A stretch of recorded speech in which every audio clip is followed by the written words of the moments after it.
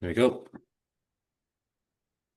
Then I will restate, this is the June 26, 2025 single exit multiplex housing tag meeting.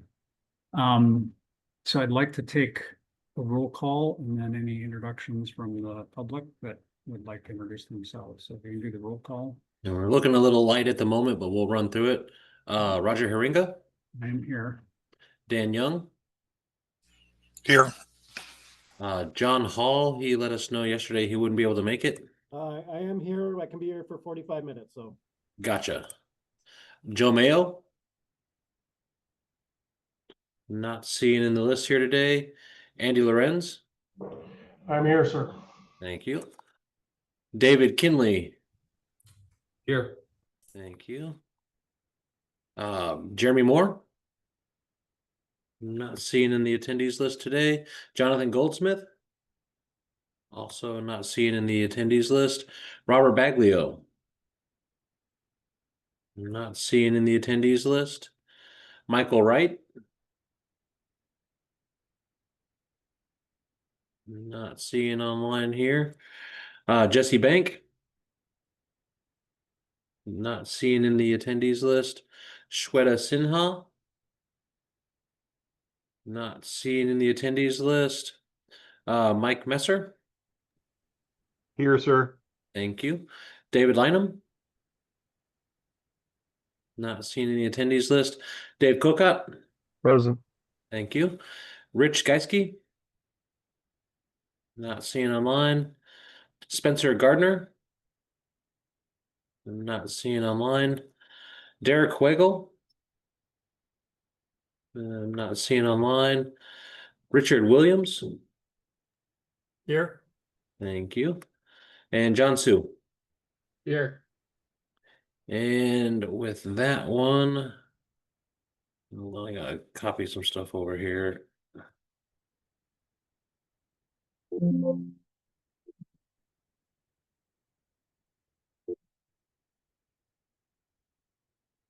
We are sitting one shy of a quorum right now. Let's see. We had some people popping in as we were doing the roll call as well. We'll go back looking for Jeremy Moore. I am present now. Sorry I'm late. All right. No worries, you're good. That brings us to a quorum. I'll go back over the people that we had not in attendance yet. Jonathan Goldsmith. Not seeing. Robert Baglio. I'm not seeing. Michael Wright. Not seeing. Jesse Bank. Not seeing in here. Shweta Sinha. Not seeing. David Lynham. Rich Geiske. Here. Thank you. Spencer Gardner. I'm here. Thank you. Derek Weigel. Not seeing. And with that one, we're sitting with a quorum. Right now we got a lot of alternates in here, but we're sitting good for right now. So I'll monitor for other folks to jump on, and if you're gonna leave, please raise your hand, let me know, and I can make sure we monitor for quorum status. Okay. And is there anybody who is not a member of the tag that would like to introduce themselves? Patrick? Yes, thank you. This is Patrick Hanks with the Building Industry Association of Washington. Okay, Ardell? Good afternoon. My name is Verdell Jalla. I'm the building official for Seattle Department of Construction and Inspections. Thank you. Sherry? My name is Sherry Newbold. I'm a residential architect. Thank you. Darren? Darren Holmchick, City of Bothell Plans Examiner. All right. I think that's all of the hands. So thank you, everybody. I wanted to, before we move on, make a couple introductory remarks. I kind of wanted to, my hope is, I want to remind everybody what the end product of this group is. I sent everybody, I believe everybody should have the RCWs. But at the end of the day, we need to come up with, first off, I wanted to say there was some conversation at the last meeting about one or both of these proposals and whether it was required that they were in the code. or whether they were appendix that could be optional and that we would allow for municipalities to adopt them. And I have gone back and read it. I know Todd has gone back and read it. We also asked Dirk, I remember Dirk's last name. He's our, Arvital. yes, our Attorney General, person from the Attorney General's office who helps the State Building Code Council. He read through it, gave us his personal thoughts, and we can continue to talk about we can continue to confirm, but we should all be under the assumption that we are moving forward. We are going to create language that is in the building code that is a requirement throughout the state. So I believe, and I will continue to try to confirm this, I believe creating an appendix that has a charging language in the code itself, where someplace in the code it says for a residential building, you can use a single exit if you conform to appendix X, whatever that appendix is. So I believe that we can do appendices for both of these, but we would need to have charging language in the building code that would basically direct people to do that. But it is the intent of the legislation in both cases is that it is a code requirement, or anybody in the state will be able to build these. Municipalities will not need to come through and specifically adopt them or not adopt them. I have a hand up. Giske? Rich Geisky. Rich, thank you. Yeah, I know locally we do a lot of amendments, and I apologize if this is an ignorant question. It's my first time to the party. I know we can explicitly adopt appendixes in the code. Would that suffice to meet your intent?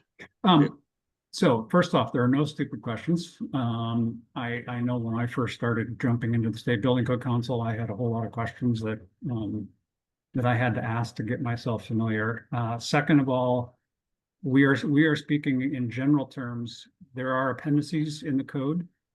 They are not a statewide requirement unless municipalities go through and adopt them.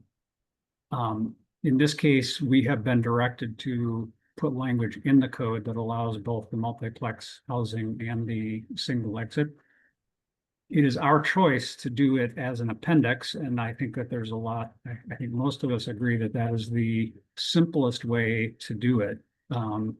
However, there has to be language in the building code itself that directs you to it. So basically, if you are doing a multiplex housing in the residential building code, you need to conform to residential appendix A, B, or C, whatever the letter is. So,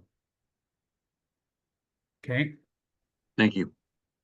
So, so yes, first of all, I wanted to clarify that anything that we do, or at the end of the day, we need to come up with a product that we send to the full council for adoption for both the single exit and the multiplex housing, single exit in the IBC, multiplex housing in the IRC.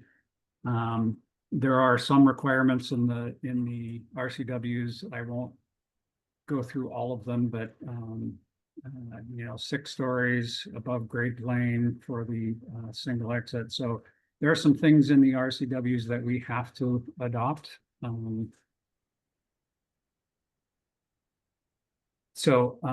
think at the end of the day, we just need to keep in mind, both of them have a requirement from a date perspective that they will be adopted in the next code cycle. So a reminder of the next code cycle, I believe more or less the intent is that the code is adopted finalized as of July of next year. It will become effective November of 2026. However, in order for all the publication, all the working, the actual code writing to happen, our target is to be done with this by January 1st. I'm sorry, January 31st. That's kind of the date that we've set ourselves as we have to be done at the end of the day. That involves acceptance by the building code council. So we need to get a product that we present to the building code council. They need to vote on it and approve it. It is unclear what the public comment period process is, although I am going to suggest that we need to allow for a 2-month public comment period. Probably won't align directly with the phase 1, phase 2 I-code timelines for the public comment period. It would be ideal if it could, but I just don't think that we're going to get there. So having said that, it is my hope that my hope is that at today's meeting, we could kind of shift gears. I think that we have had a whole lot of information provided on both of the topics. We have a working document on the single exit, which is the WABO proposal that Ardell presented. We're using that as the working document that we will then go through and review and discuss topics. I think that we are very close to the same thing on the multiplex housing. There was a combined version, which I forget who the two people were. There's Angela Haupt and forgive me, I'm forgetting the other one. Yes. Maybe I want to say Mike Messer, but I might be John remember- Goldsmith. John Goldsmith, sorry. Yes. And John's out on medical leave today, so I wasn't able to attend, so I'll try to speak for him when I can. Okay. And Angela is not on right now anyway either, so, but they did combine their two proposals and we have that posted, and my hope is that we agree as a tag that, okay, we're going to use that as our working document. I do want us to get to, as I said, start discussing and voting on and agreeing on some of the issues. And let me back up. On the multiplex housing, we also have a great document that John Sue created that kind of lists all of the issues that we need to talk about. So between those really 3 things, I think that we have the information in front of us that we can really start discussing the issues and voting on them. I do want to recognize it may very well, for instance, I have a question or concern on the single exit that we're limiting it to 4 units on a floor. I would like to see 6. I'm assuming that we're going to discuss that and we will vote a tentative vote on it, recognizing that we may come up with another issue, sprinklers or something, I don't know, later on, that we want to go back and revise that. But my hope is that we start considering these issues and really start making decisions, at least tentatively. And then at the end of our work, we're going to look at the whole package. And if we've made if we've accepted something, issue number 8 or 9 that affects issue number 1, we can go back and correct that yet. So I also, however, Todd, who I don't see on either, introduced and sent in a, where is it? It is in the, there. Oh, single exit. I know it's listed under the single exit provisions code petition. And maybe under the multiplex too. I'm not sure if it's under both. It should be on both of those spreadsheets. Okay. And I'm less capable of describing it than Todd is, but in general, it is a performance-based design criteria. So there's prescriptive approach to meeting the intent of the legislation, and there is a performance-based approach.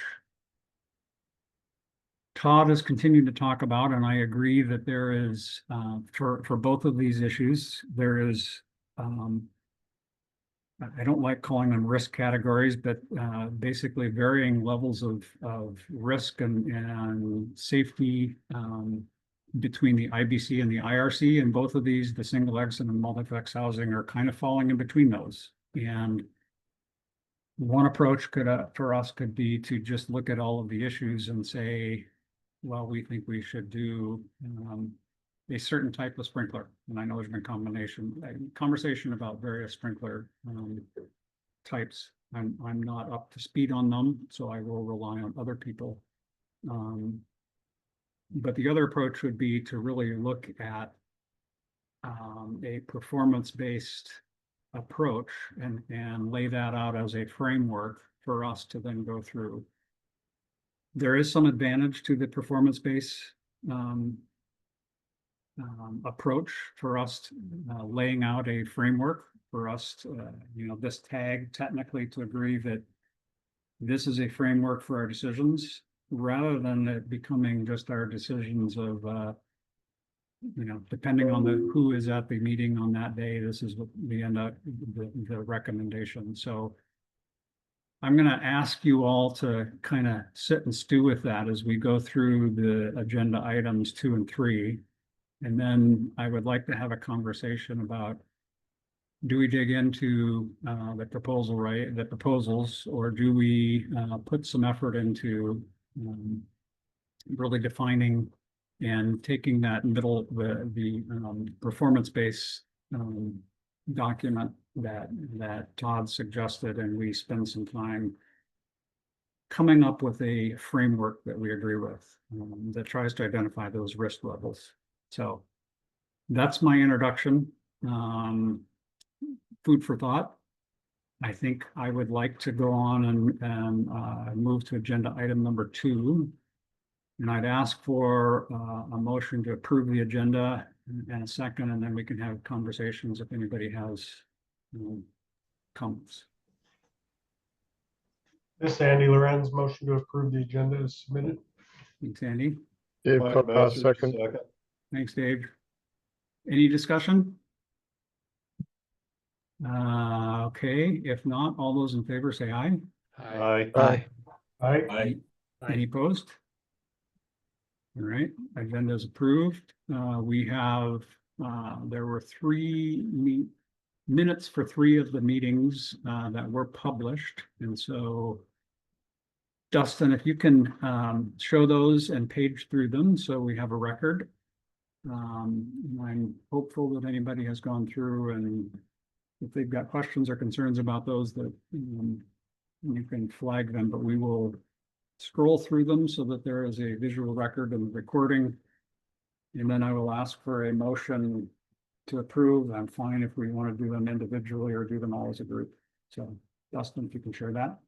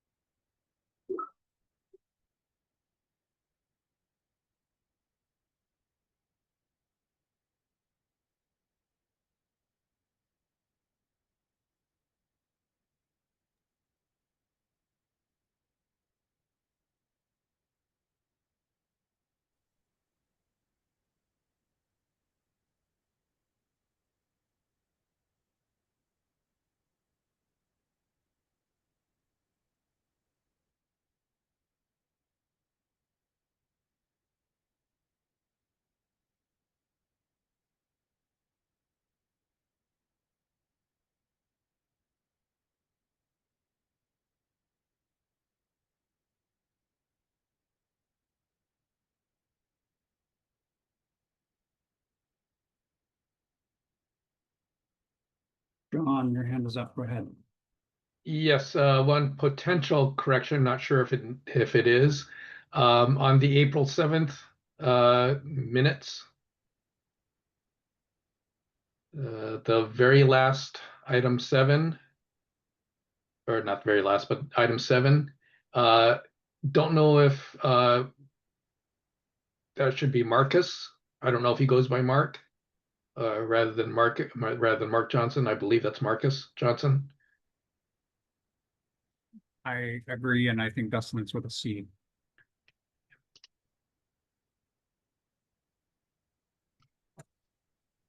Thanks, John. Any other comments? Okay. Can I have a motion to approve the minutes? So move. Thanks, John. A second. Second. Thanks, Andy. Any Point other of order? discussion? Yes. Are we voting on all 3 or just the first one? John, you made the motion. I'm open to any of those. All three, unless someone wants to divide them. So Andy was the second. Andy, is that your understanding as well, that the motion is to accept all three? Yes, that was my understanding. Okay. Any other comments or questions? Okay. All those in favor, say aye. Aye. Aye. Aye. Any opposed? All right. Those are approved. So agenda item number 4 is the single exit work. I know that we will, we can jump into that. Dustin, can you remind me? I'm looking on my schedule. Do we have another meeting scheduled at this point? I'm not seeing one on my calendar. Or is that something we need to do under other business later today? Sorry, I just realized I'm muted. We have another one set for July 15th. And it's not on the website just yet. Okay. I mean, be challenged with that one, but we'll deal with that. Okay, so single exit work. So we have the BFRW baseline. Hold on. Yes, we've got the baseline document. And then we have also received a comments from John Hall on this one. And then I see also Jeremy Moore has a hand up on this. Okay, Jeremy, go ahead. My hand was up with regards to the meeting scheduled on July 15th. I have a hold on my personal calendar, but just to clarify, I haven't received an invite from you yet. So I know we discussed it because I have a hold on my personal calendar, but I haven't received that meeting invite or anything. So I don't think it's been sent out to everybody. It has not yet. We'll Okay. be sending that out here post haste. Okay, thanks. John, go ahead. Sorry, are we ready are we going to start discussing this proposal or We Yeah. are, although I want to ask the question about the performance-based. That is a general. One option is for us to dig into this and start going through item by item and discussing various, basically all the different parts of the proposal and see if we agree with them. The other one is to define a little bit better what we're comfortable with on a performance level, and really to talk about that. And then once we've agreed on what the performance level is, then as we go through these various items, I think it would define for us. We have a framework, and we're trying to write code that meets that framework. So, Dave, go ahead. I am a big proponent of performance-based codes, but I think this is probably the wrong time to consider that. It takes, because of our cultural shift being going from performance to prescriptive, or prescriptive to performance, it's going to take a lot of time. I don't think we're going to have enough time to be able to do a proper review of the language to make sure that it's going to be adequate enough. I really want to see it happen. I just don't think this is the time for it. Okay. Todd? Yeah, I tried to introduce the concept. I know I didn't do as good a job as you would have. So. No, it was beautiful. I came in late, and thank you. I appreciate that. And Dave, thank you for your comment too. I think I want to reemphasize that I'm not proposing that this group should recommend and develop a whole performance-based code. I did put language down to try to wrap my head at least around what that could look like and how it would reference the ICC, PC, and evolve that. I think what I would ask or suggest for the group to consider is as you're discussing the items, and it might be you go straight into item by item within the draft code, that's the prescriptive code that's offered, have the conversation about how it could fit in and what the factors are. And I'll give an example, Dave. I think you said a couple really valuable things for at least my knowledge, since I'm not in your world, where you recommended that the solution is a 13R system. And then as you elaborated on that, it was because perhaps because the performance, the risk factor, or the performance level shall be that a compartment fire shall not compromise the rest of the building. I mean, obviously everyone gets out, but there was more information there, and that helped me understand why you were saying 13R and not 13D, for example, right? Things like that we can document in the process while not necessarily directly developing and adopting a performance-based code yet. It might get us to the better prescriptive solution. And then I would go further to say, if we could also put that in and talk a little bit about each one of these decisions, and then say, what does that look like at the sixplex level? So we could kind of harmonize those efforts. So thank you. Thanks, Todd. Darren? I realize I'm coming to this a little late, but I know it says new appendix Q section R4032. So that would be for the IRC 3 stories or less. The checkbox for state building code to be amended is not checked for the IRC. So I'm just wondering, is it only the IBC that's being amended, or is the IRC being amended? Because it doesn't show that here.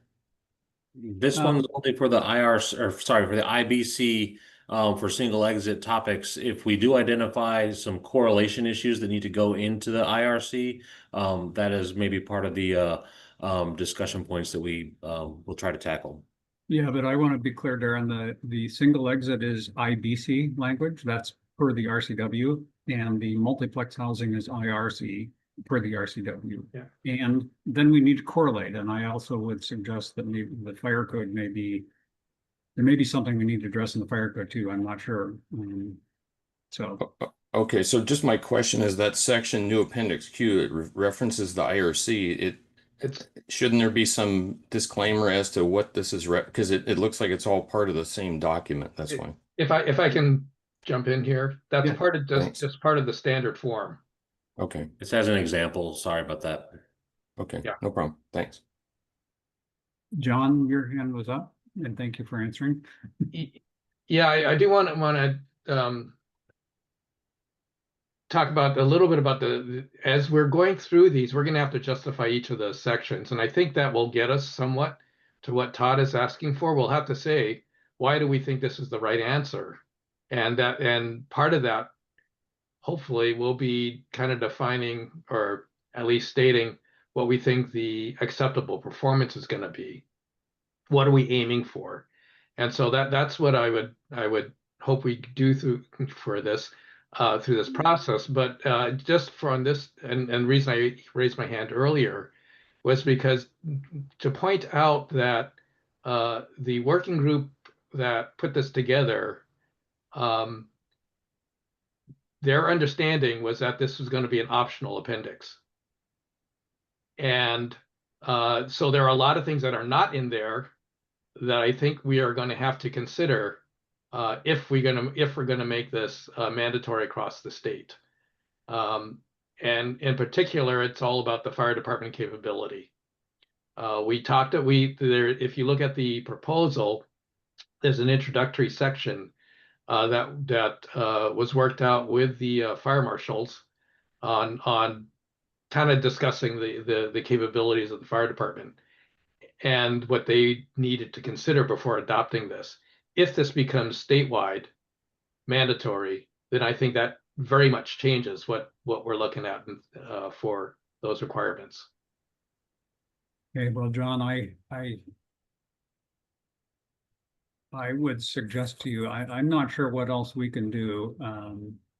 Other than I did think we could connect with the sponsors of the bill. I believe that the single exit was from 2023 legislative session. I may have gotten that confused with the multiplex housing, but I think that was 2023. trying to understand the legislative intent. But the reading of the RCW, including from Dirk, is that this is supposed to be approved throughout the state. I'm not debating that at this point. Okay. I will say that WABO was involved in those negotiations, and the language was agreed upon. But that aside, what I'm pointing out is that this particular proposal was developed with that in mind. Okay.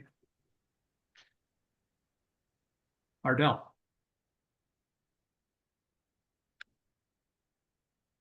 Ardell, you're muted. Tagging on to John's comments, thank you. Yes, I want to reinforce this was developed as an optional appendix with the idea that the jurisdictions would be able to decide that they have the firefighting capacity and are comfortable as a jurisdiction with this. Moving it into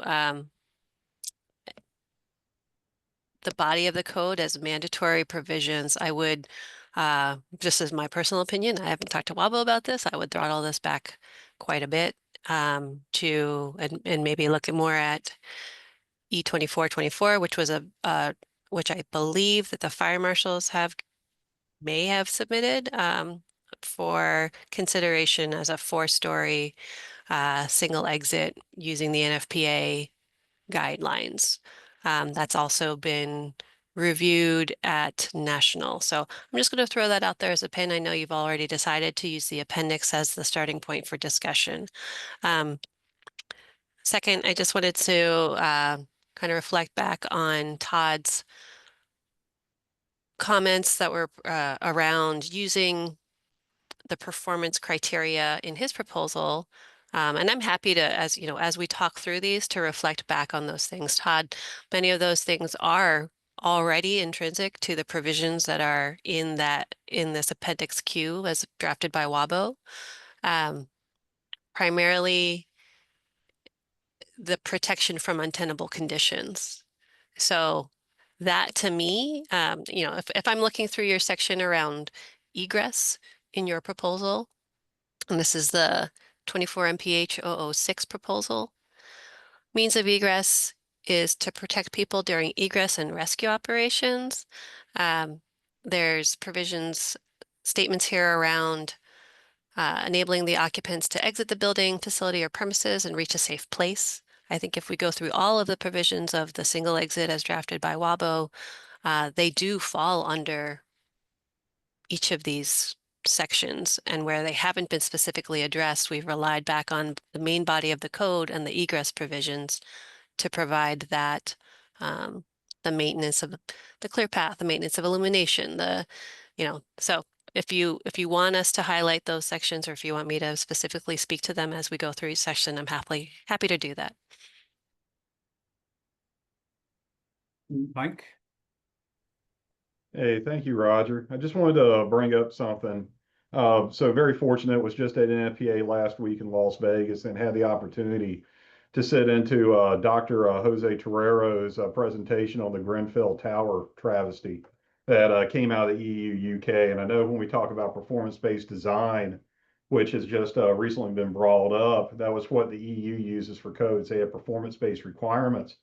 And then it's up to the designers and the professionals within the local authority to determine whether or not they meet true performance. And Dr. Toretto did an excellent job of walking through the failures of Grenfell that led to the deaths of 72 people, beginning with government and regulatory failures, construction failures, local authority and tenant management failures, fire service failures, and material failures. And the resulting of over 7 years of investigation concluded that there was no new knowledge to be found within what happened with Grenfell. We knew what was going to happen. We knew how materials act. We knew what the fire department capabilities were. And I really appreciate my colleagues bringing up fire department capabilities. And in the Grenfell case, the fire department was expected to respond to a single compartment fire, and that is absolutely not what they found. Responding to Grenfell Tower. So as we're moving forward, especially if this becomes mandatory code, that is definitely a concern from the fire service community on the capability to respond. And then the other 4 different functions or areas of that performance, I also have incredible concern over. So moving forward, these are definitely some things that probably need to be discussed again and brought to light, and really some strong consideration, as we just saw this happen in one of our international partners. Thanks, Mike. Okay. I kind of have been finding myself, Dustin, is there any way you can pull up RCW 1927-115? I thought about showing it and reading it when I did my introductory remarks, and I didn't. But I think it is a reminder that we are required by the RCW. We can, the allow for, that's the verbiage that is in the second line, allow for a single exit stairway to serve multifamily residential structures up to 6 stories. And the interpretation I got is the allowed for does mean that the expectation of the RCW is that this will be a statewide requirement.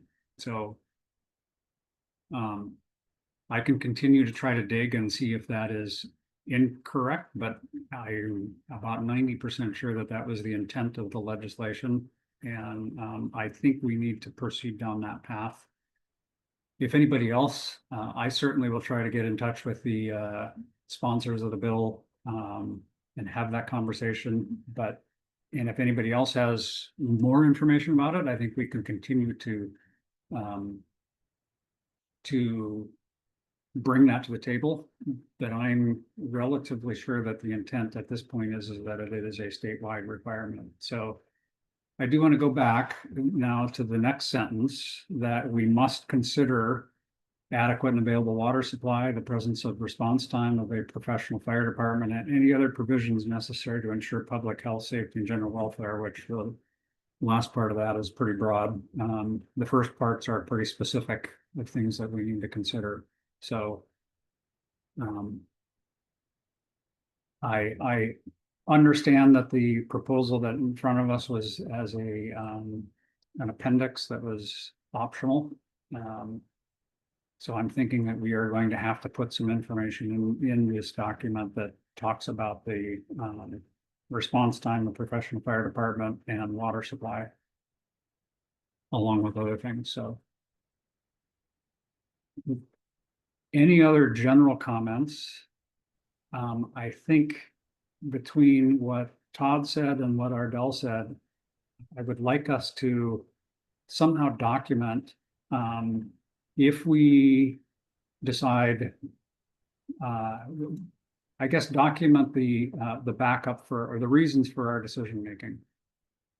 So Dustin, I think as we go through, and whether it's notes on this proposal, I think that we need to say, I think that documenting that so that we can go back and look at it and understand why we decided the way we decided, I think is important for us as far as the work product. And Todd, I see your hand up. I think that hopefully we can utilize that to inform the performance-based design. I think hopefully it will answer some of those questions as to why we think we've made the decision. So go ahead. Yeah, thank you. And I really appreciate all the comments. And Ardell, I agree. It's really, can we document it somehow, the justification and really defend this? And then what I would say is, you know, in this exploration, I did talk to Senator Bateman, who was one of those sponsors when it's on the House side, and it was her expectation in my conversation with her that it was statewide. So she was a little surprised that it was being considered for local adoption. So just put that out there, and that kind of led to a bigger, you know, kind of research that Roger explained for what the intent was. The other intent, though, I think we need to make sure is clear. We do need to hit 6 stories, and the whole idea is to make this cost competitive. So while I know there is precedent and there was some work done at the national level, what I'm familiar with at the national level did not align with the intent of this bill. if we start limiting construction types and, you know, and other aspects of this, I get really concerned that we're not meeting the life safety or the cost intent of this. So thank you. Yeah, I will point out on the multiplex housing, actually, since you have it up, and Jeremy, I'll get you here. Dustin, since you have the RCW up, if you can go to 800. Item number 1 of 800 is actually very clear. They're stating that lowering the cost of middle and multiplex housing is the reason for this bill. So, and again, the multiplexes, they state very clearly that they want this in the residential code because there is this understanding or assumption that the residential code has is less expensive, but there is also probably it is an assumption that there's a lower level of I guess of safety. You know, maybe that's a too big of a jump, but anyway, Jeremy, go ahead.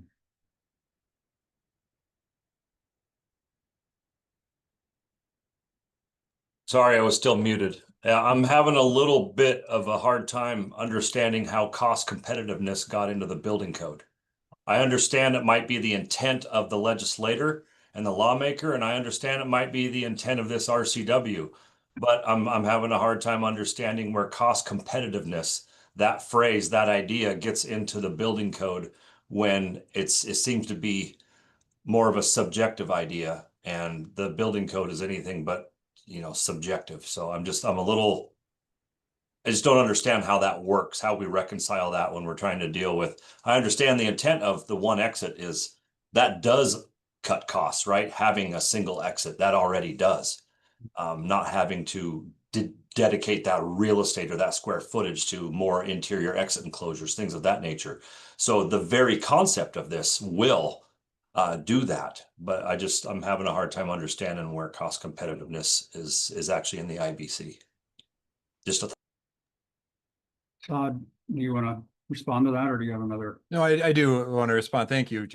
I think my interpretation is we could solve this problem in the current construction types by just saying this is a type 1 construction and we've solved all the intent of life safety and so forth, but we're by no means making a competitive, you know, we're not addressing the legislative intent. Maybe if I pull the cost competitive out and say the legislative intent of the bill is to build more housing, right?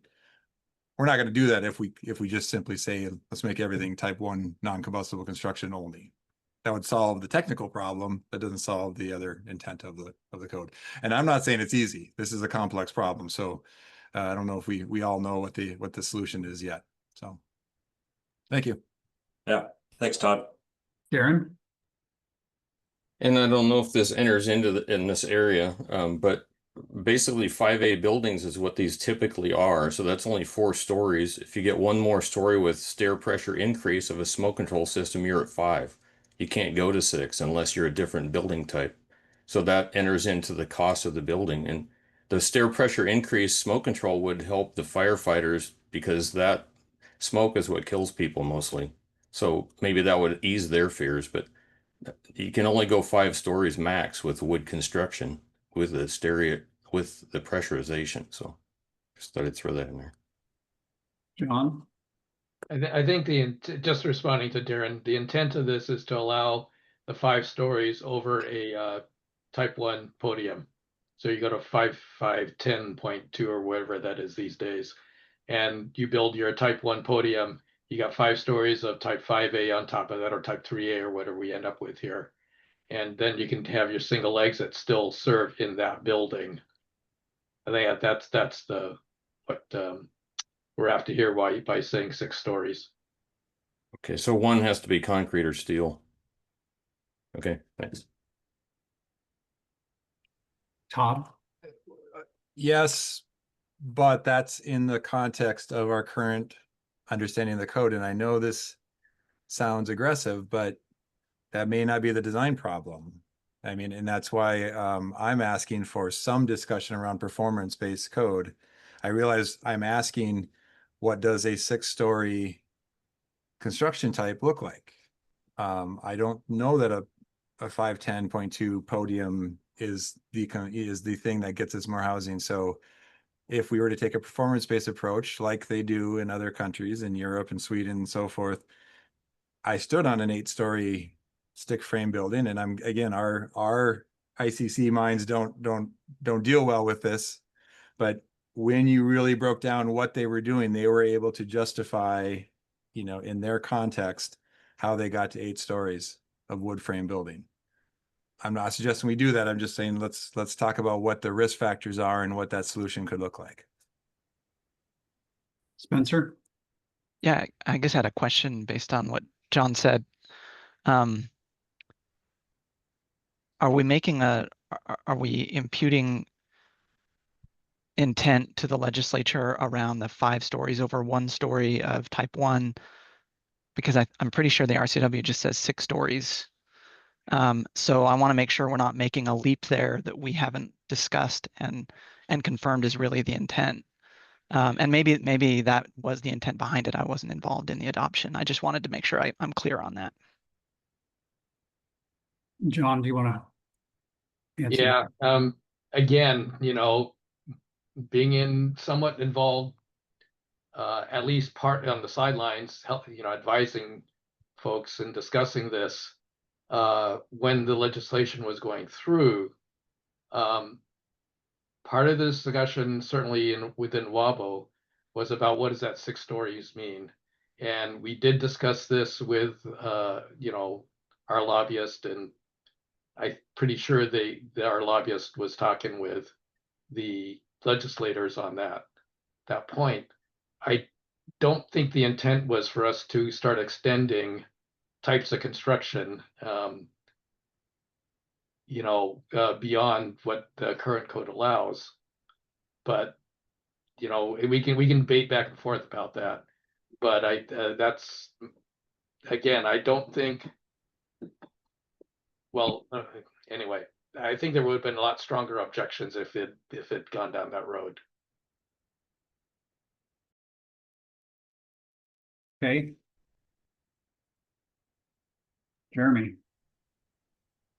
Yes, thank you. I just wanted to add on to what John Sue said. I don't understand, or I don't see in the RCW that we were supposed to rewrite the tables in chapter 5 for like table 504.4 about allowable stories above grade plane. I don't see where the intent was to rewrite that construction table. I see where the intent clearly is to say, how do we do this with 1 exit? And I remember our first tag meeting, we were focusing in on that the cost savings was in that 1 exit. The design savings was going to that 1 exit. And the RCW clearly instructs us to make code for 1 exit up to 6 stories, when normally our occupancies, R2s, would require 2 exits long before that. So I just wanted to reiterate, I don't see that we're instructed to rewrite table 504.4 for types of construction and allowable stories above grade plane. I think we're focusing on, all right, what kind of risk are we trying to mitigate by reducing the egress requirements to 1 exit? Ardell?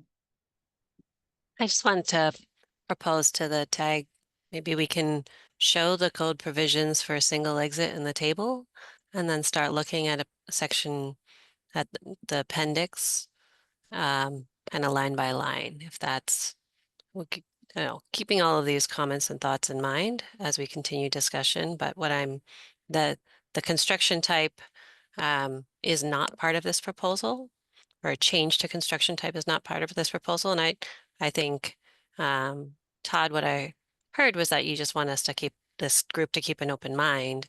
That's not necessarily what you're proposing as changes at this time.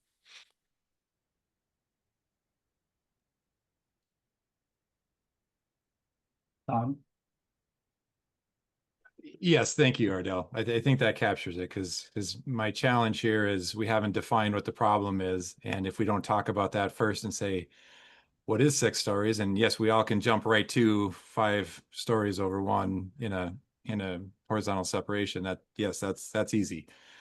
I don't think we were really talking about the design problem yet then, and what the performance requirements and why it's limited to 4 units per floor and all those things that are multivariable calculus in this problem. Thank you. Rich? I guess I'm rereading this RCW that you got on the screen right now, and it looks like they're wanting us to add something to the IBC that would allow a lower building standard in line with the IRC. But my understanding of the appendix is that's an appendix to the IRC to build an IBC building in the IRC. So I guess, which way are we thinking we're going? Are we amending the IRC or are we amending the IBC? Because it's not clear which way they want us to go in this. So there are the 2 RCWs. One is specifically said 1927 115 is Technical Advisory Group International Building Code. That is a change to the International Building Code that allows for single exit under certain, according to limits that we set as a group. But they want to be able to allow single exit stairways for multifamily residential up to 6 stories. And that's IBC. RCW 1927 800, and I don't know exactly where I can find out where it is, but we are supposed to come up with the IRC. We are supposed to make changes to the IRC that allow for multiplex housing, and there is a number of units and stuff, I believe, in there. But basically, we're supposed to allow additional larger buildings for IRC that are in the IRC for multiplex housing. And there's some definitions, as they're not. Sorry, but I don't track every detail here. Yeah, item 4, purpose of this section, multiplex housing. So if we go to section 4 on 800, we are supposed to come up with a multiplex housing, which is 6 dwelling units consolidated into a single structure with common walls, or a building of up to 3 stories containing up to 6 dwelling units consolidated into a single structure. So that has to be in the IRC. Okay, thank you. I was complaining the 2 again. My bad. Yeah. So, and don't trust me, I've been through this several times, and I continue to get confused by the 2. Maybe we would have been better off having 2 separate tags. I do think for us to simplify, I mean, they are related, but my hope is that we could jump into one at a time and start working through that, because they are in different codes. Richard? Thanks, Roger. Yeah, I would just say that, I can appreciate us trying to look for other ways to do this. That would be a performance based approach, but that legislation says we're looking at recommendations and modifications per the IBC. And so I would take that, I would take that to mean that we're constrained by the IBC.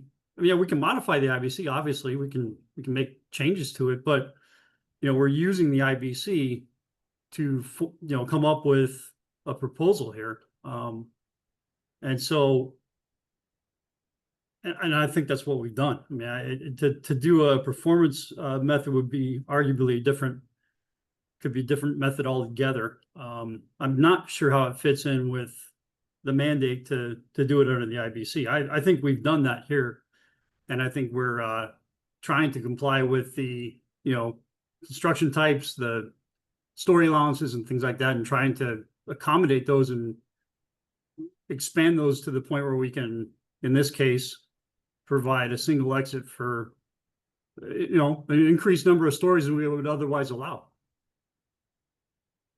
Okay. So, Ardell, I appreciate your comment. I would like us to start having conversations about line by line. I think if you are ready to have a conversation about where the charging language would go, I'm fine. If you wanted to hold off and think about that, and we deal with that next meeting, I'm fine as well, but I would like to start looking at the proposal and start discussing line by line. And yeah, so there's two parts to that. One was the proposal itself, and the second is how to reference it back into the main body of the code. I think drafting language to get it into the main body of the code would be under the single exit section of chapter 10. But I don't have that. That's a new concept that of this as far as this meeting goes, Roger. So I would need to work on that a little bit. Let's put that aside. I think we all need to come to an agreement where that goes and what that looks like, but let's start going through the proposal line by line and start. Again, my hope is we can talk about item number one. The building has not more than 6 stories above grade plane. We can come to an agreement, and I actually feel like we need to vote on modifications to item number one today, knowing that it's going to be a tentative.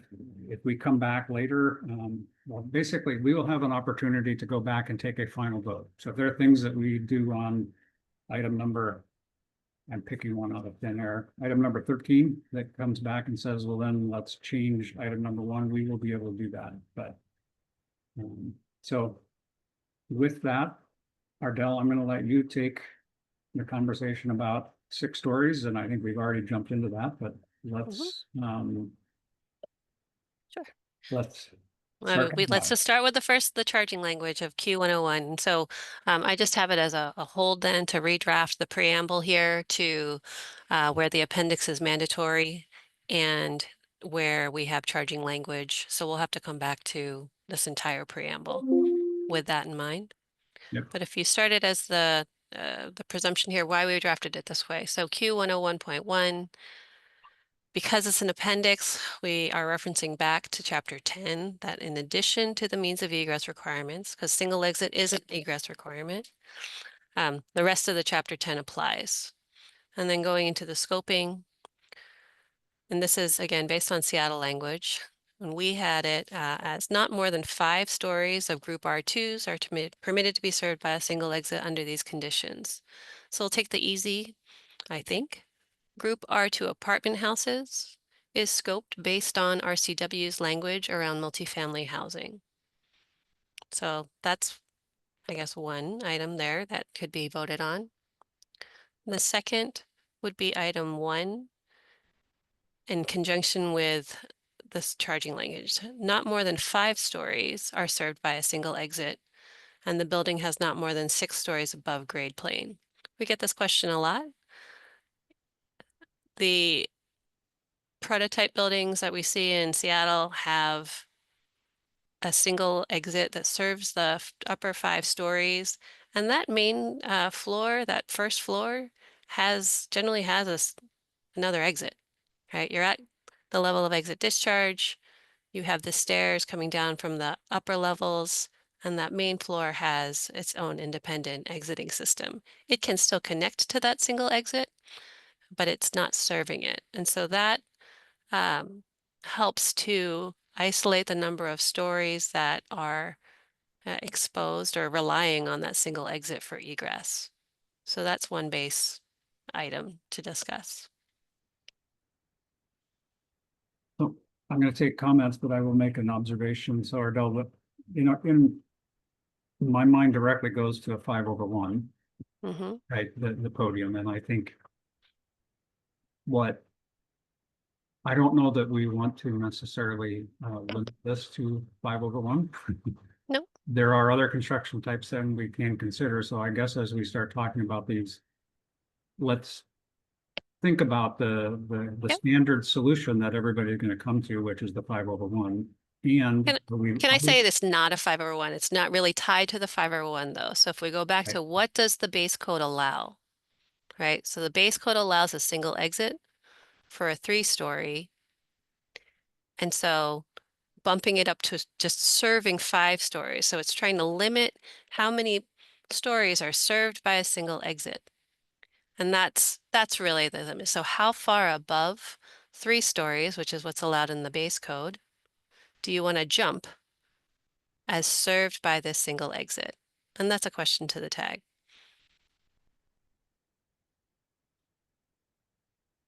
Comments? Spencer? Yeah, I guess it'd be helpful for me to understand. I know there's concerns about tables and existing provisions within the building code that could create a problem here. I guess I just go back to the language of the RCW, and I don't read in there that it's that 5 stories. I mean, I get that it's a building of 6 stories with a different type on the first floor. I'm just wanting to tease out a little bit more what making sure that we're meeting the intent of the RCW.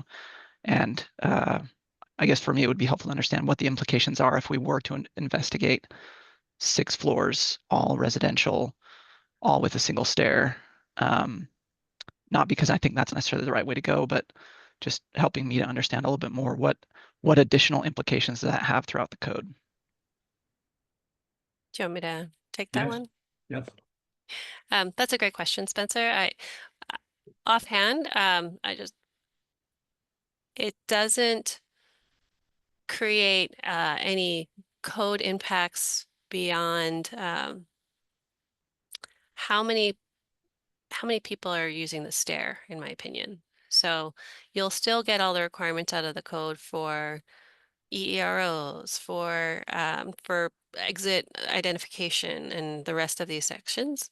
But that floor, that main floor would be serving, and honestly, it's this again, I'm just saying this is what we've seen, but it was historically, my understanding, and John will probably correct me here, is that it was permitted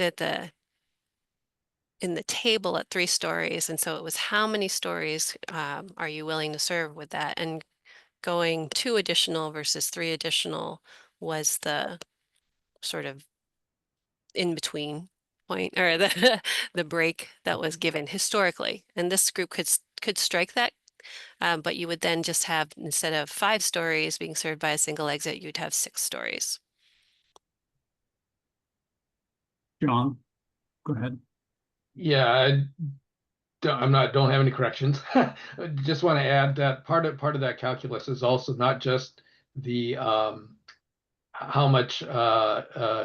how many people are using the stairs per se, but also how much exposure there is to that stair. The more exposure there is to hazards, the riskier it is, quite frankly. And so you can have 5 stories, 10 stories. You've got more. Every story is another opportunity or another risk or another hazard to that stairway. And so that's also part of the thing. And maybe that's sort of the performance kind of standard that we need to think about is well, and I don't know how, I haven't thought that one through, but that to get to Todd's kind of thoughts, what do we expect for that stair as far as, how much hazard are you going to allow it to be exposed to? Okay. Darren? I don't know if this will help ease everybody's minds on this, but 5 or 6 stories is a 2-hour stair shaft, and it's probably pressurized smoke control. So there's a lot of protection built into the code in this situation. Thanks. Thank you. I actually was going to say, the 6 stories that are in the RCW, if we say 5 stories are exited with a single exit, and the first story has to be exited by 2, I think we meet the RCW. But I certainly like Spencer's idea of asking the question. Yeah, and I don't want to limit it to only a podium either. So, but from an exiting perspective, and I agree with what was it, Darren? If we need to strengthen a higher fire rating for the stairs, so that's a little bit beyond me as a structural engineer, but I think those are things all on the table. So Spencer, go ahead. Yeah, just I think there was mention of the potential to evaluate increasing the number of units to 6. I guess a question I have, assuming that that discussion proceeds, would it be unusual in the building code to allow for a different number of stories based on the number of units? If the concern is how many people are letting off into a single stair, you know, if it's a stairwell with only 4 units per floor, you've got 6 floors, that's 24 units, compared to a stairwell of, you know, 5 floors of 6 units, you've actually got fewer units letting off into that single stair in the case of 4 units per floor. So if that discussion moves forward, I guess I'm interested to know if that's an unusual way to treat it in the code, or if that's a possible angle here to differentiate between 5 and 6 stories. Ardell, you want Happy to answer that. Yeah, sure. You could differentiate that with, again, going back to kind of John's comment, it's not just the number of occupants, but because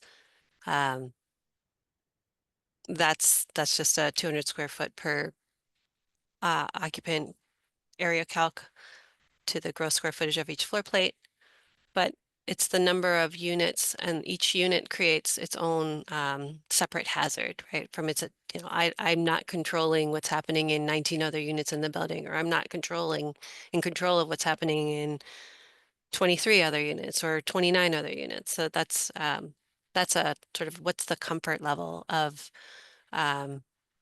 this group with how many units a single exit can serve, what is an average number of occupants, and each of those has its own kitchen and its own sources of hazard. Ron? Yeah, just as it would not be without precedent to say, you know, yeah, you have different standards for a taller building versus a, you know, shorter building, or the number of exits. I will say that if you go back far enough in Seattle's code, we did have different requirements for a shorter building. So you were allowed more units per floor if you had a shorter building, and the eventually we went to the what you have here was 4 units per floor, just no matter what. So but it's not without precedent to do that. You might have to write something different for that, but yeah. I will just point out it is item number 5 on the list is the 4 dwelling units on any story. So we are kind of talking about both, and I would like to, I have a feeling, I have a relatively strong opinion, I guess was the way to put it, that we are, part of the reason that we are doing this is we want to make middle housing more cost effective. And I can certainly see a floor plate where there are 4 corner units and 2 studio units, all connecting to a single stair. And that would be a very cost effective, I think from a development perspective.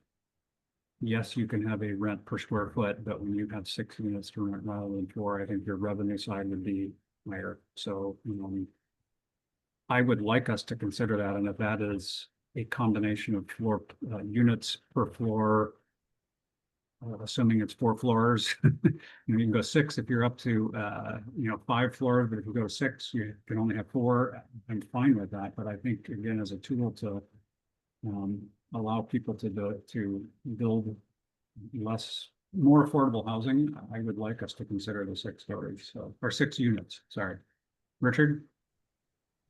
Just to point out, Roger and Spencer, we didn't come up with this 4 unit limitation. This is in the code currently. Basements 1, 2, and 3 stories for R2 occupancies are limited to 4 units per story for a single exit. So it's not something we made up in this proposal. It's just pulling from the current requirements of the IBC.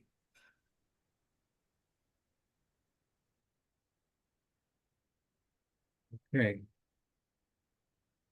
Are there other comments? Are there suggestions? Should we make a motion to approve it as it stands? Should we make a motion to modify it?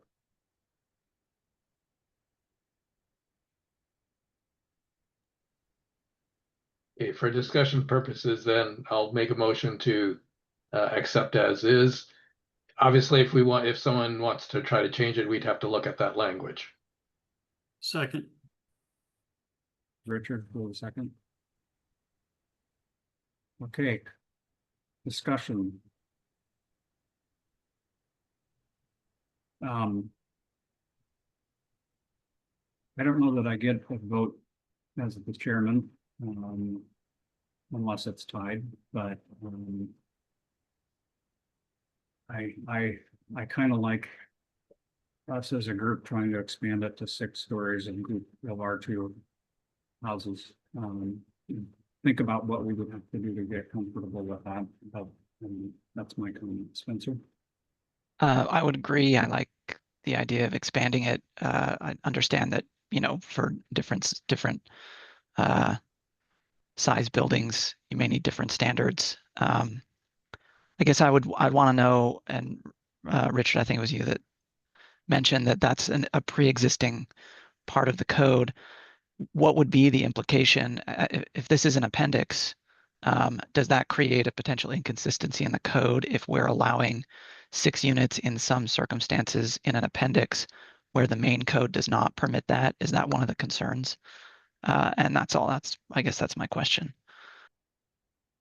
Richard, do you want to respond? Or? Sure, yeah, and that's what I was thinking. I mean, we'd have to amend, probably have to amend the base code, because you'd be allowing the 6 units for a 6-story building. That would include everything that's currently required to be just limited to 4 units. And then again, this is not a optional appendix now, so, well, that's the discussion, right? Optional versus required. It is, well, no, I believe that it is required, but yeah, that's what we're operating under. I would like to say we do have the ability to amend the base code. So if we were to make the change to 6 units per floor, we would need to be comfortable with that on the base code. I think we would have to amend the base code. Yes, we would. Ardell? Just I don't have a vote. I'm not a voting member, so I just wanted to offer this to the tag. So just for those who don't have the code open, it's table 10.06.341. Stories with 1 exit or access to 1 exit. So that would need to change from a maximum number of dwelling units of 4 units per story to 6 units per story. That would be the recommendation. The second change here would be, if you're talking about what language could this be, it would just be, it would be striking not more than 5 stories are permitted to be served. It would just say group R2 apartment houses are permitted to be served by a single exit. So you'd be striking not more than 5 stories of, and you would still have the limit on 6 stories above grade plane. So wanted to offer that. Jeremy? It just food for thought while we're discussing this transition from optional to mandatory. And I don't disagree with it. I'm just throwing something out there for food for thought while we were discussing going up to 6 stories on this with the 1 exit. There are many counties that don't have any ladder trucks, any aerial apparatus. They're all set up for wildfire fighting. And so potentially they could build this in the town of Tico, Washington. And they're all volunteer fire departments. There's no water and there's no aerial apparatus. So just food for thought. I know we're supposed to try to figure out how to work the considerations or recommendations of the fire response and fire abilities into this. I don't know what that looks like, but it's something to think about. There's a lot of areas of this state that don't even have any aerial apparatus. Thanks, Jeremy. And I think in the RCW, it says we need to consider the presence and response time of a professional fire department. So I think, does that mean volunteer fire departments? If you only have a volunteer fire department, then you wouldn't be able to build this. I think, but I'm not sure. That's a great that's a great discussion to have, and that might be I don't know that it's premature to have that discussion because probably a lot of people's nervousness about going up is also tied to statewide apparatus and capabilities. And I see lots of hands going up with my last comment. So Todd, go ahead. Yeah, I'm gonna leave it to the experts, but Jeremy, that's exactly my question.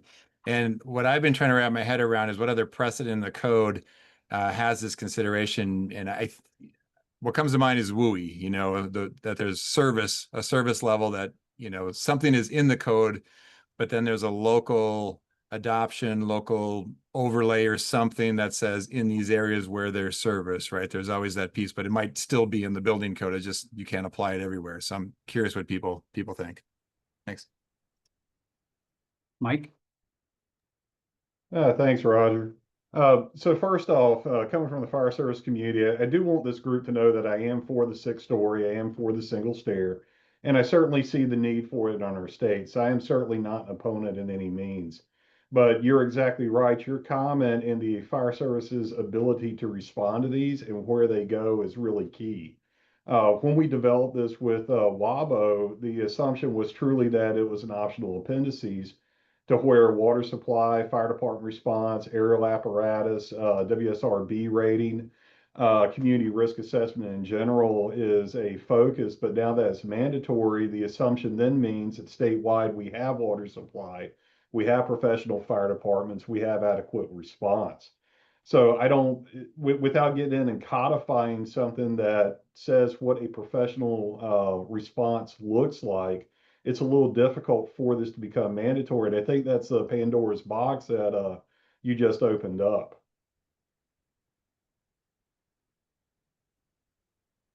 Okay. John? Yeah, that's pretty much what I was saying kind of at the beginning when I said this thing would have to be substantially rewritten. We'd have to add those parameters into this section. What's the water pressure requirements, you know, that to allow this? What do we want to tag a response time? Do we want to say you have to have a certain rating, you know, a fire department rating? All those discussions would have to happen in order, as part of this, I think, to what level of comfort do we have if we're at this amount of response or this amount of time or whatever, this amount of water pressure, no aerial apparatus. I mean, that's ultimately that's I think what we're after. And again, this was predicated on that there was going to be some assessment of that. Well, if it's going to be mandatory, then we have to set some kind of standard for all of that. And we haven't written that because obviously, and we haven't gotten all the way through that because that's not what our understanding was when this got drafted.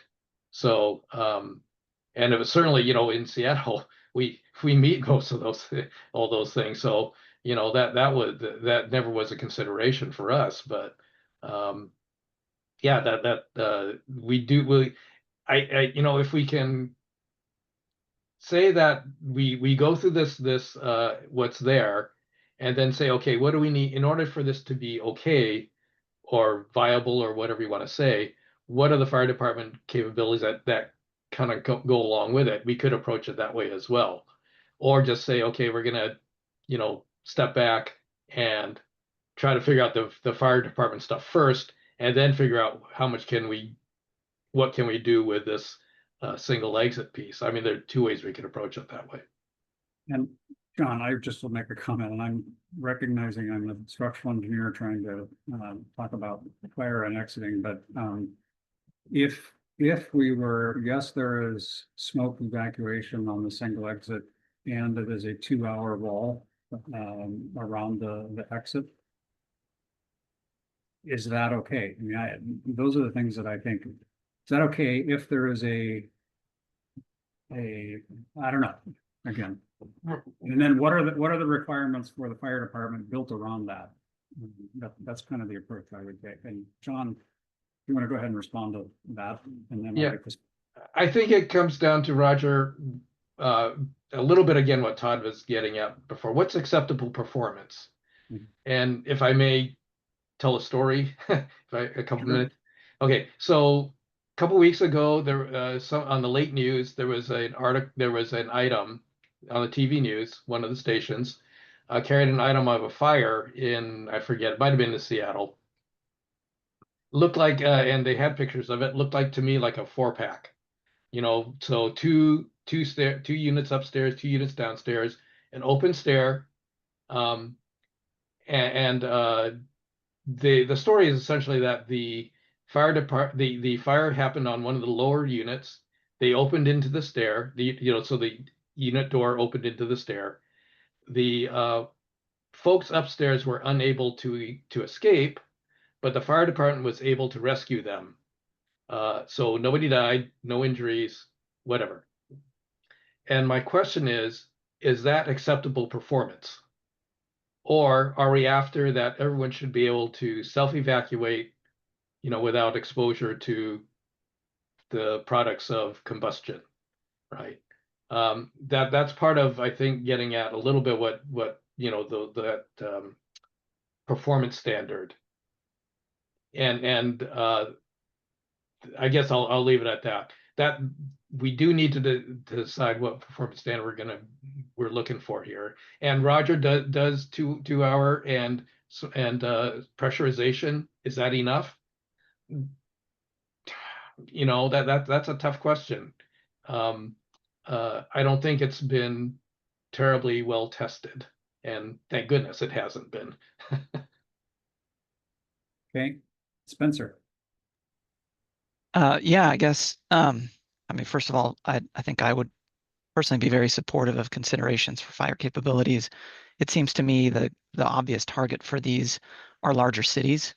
I mean, the reality is there's probably not, I mean, people aren't building 6-story apartment buildings in Tico or wherever else, I don't think. I guess a question that I have, well, first of all, I'll point out cities also have zoning tools at their disposal to limit the height of buildings, for example, if they're really concerned. Are there, in these areas that are challenged with a lack of resources for firefighting because they're small or for whatever reason, are there already types of buildings that are allowed under the IBC that would already cause concern in the same way? I guess it seems like there's sort of a tacit recognition of market realities that a lot of these building types that are maybe more carry more risk are maybe not being pursued in areas where there aren't the resources for it. And that's not to say that we should ignore all of this. I guess I'm just trying to understand how the existing code handles that concern. Can anybody respond to Spencer's question?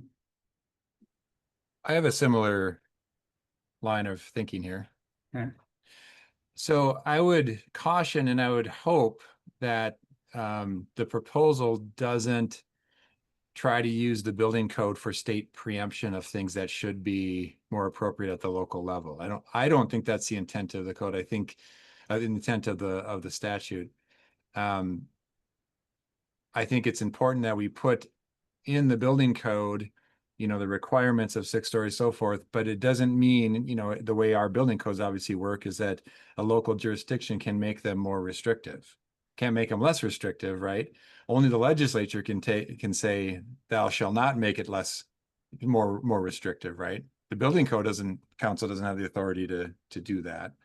So I think it's finding that right balance between what belongs and what is appropriate in a statewide building code, and then clearly state the assumptions that went along with that should be addressed at the local level.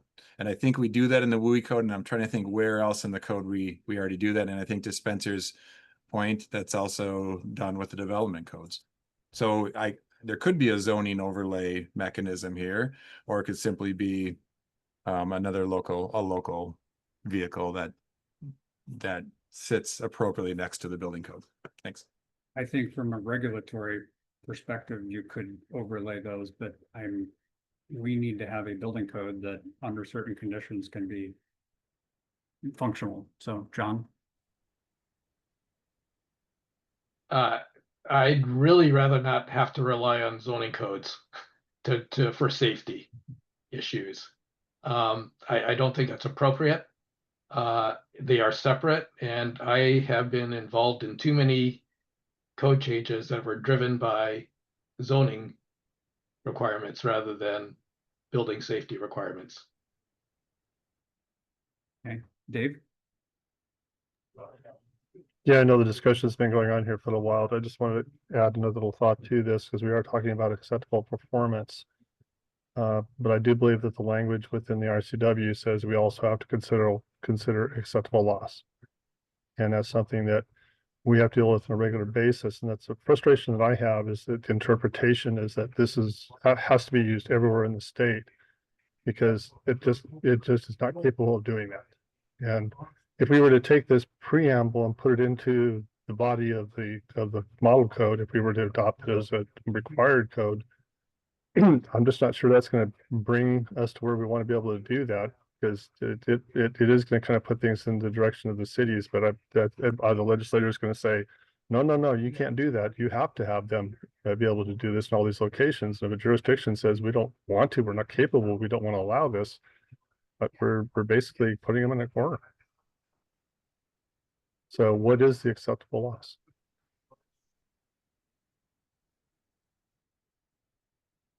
And Dave, I can answer you. I don't have a straight answer, other than I think that's the question that Todd posed is, they have not given us a risk level. They are basically suggesting that we come up with that risk, and which I think is why identifying why we make certain decisions as we go through this is important. Jeremy? Yeah, I would submit that acceptable loss could be structures, but not lives. But, you can't put a dollar amount on a body bag on a sidewalk. So structure, yes, but not lives. But we're already down to one exit. So where those folks were rescued by the fire department, that's best case scenario. But how do you quantify that in a code section like this? It's not an easy task. It's not an easy task. The story I think John told was it was an open stair. So I think, at least that's what I heard, but Darren, go ahead, and then I want to bring us back to the motion and think about moving forward. I was just going back to the ability of the fire department to respond and what kind of resources they have in the RCW 1927-115. It does have allowance there for these things in the language. It talks about response time of professional fire department, other provisions necessary for safety. So can't the TAG or the Building Code Council basically say you have to have this level of fire service in order to do this, and see the fire, or it might have to amend the fire code too to make that happen? That's my point. I think the answer to your first comment or question is yes. The state building code can say, in order for you to do this, you have to meet these certain criteria.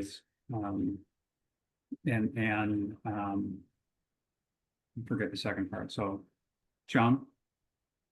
Yeah, I was going to do two things. Well, just in response to Darren, yeah, I mean, we could certainly put in here, you have to meet XYZ, your fire department. We just haven't had those discussions what those are yet. So the question is, do you do that first or do you do that second? But procedurally, Roger, the motion on the table is accept as is, number one, and I presumably that includes the 5 stories in the charging language. So if someone wants to put forward an amendment to get rid of the, as Ardell said, not more than 5 stories, then that would be an amendment that someone could propose, and if it gets seconded, then we can discuss and vote on it. But that's not the motion on the table right now. And the parliamentarian, let me know if the chair can make a motion. Because I would be ready to do that. But Spencer, go ahead.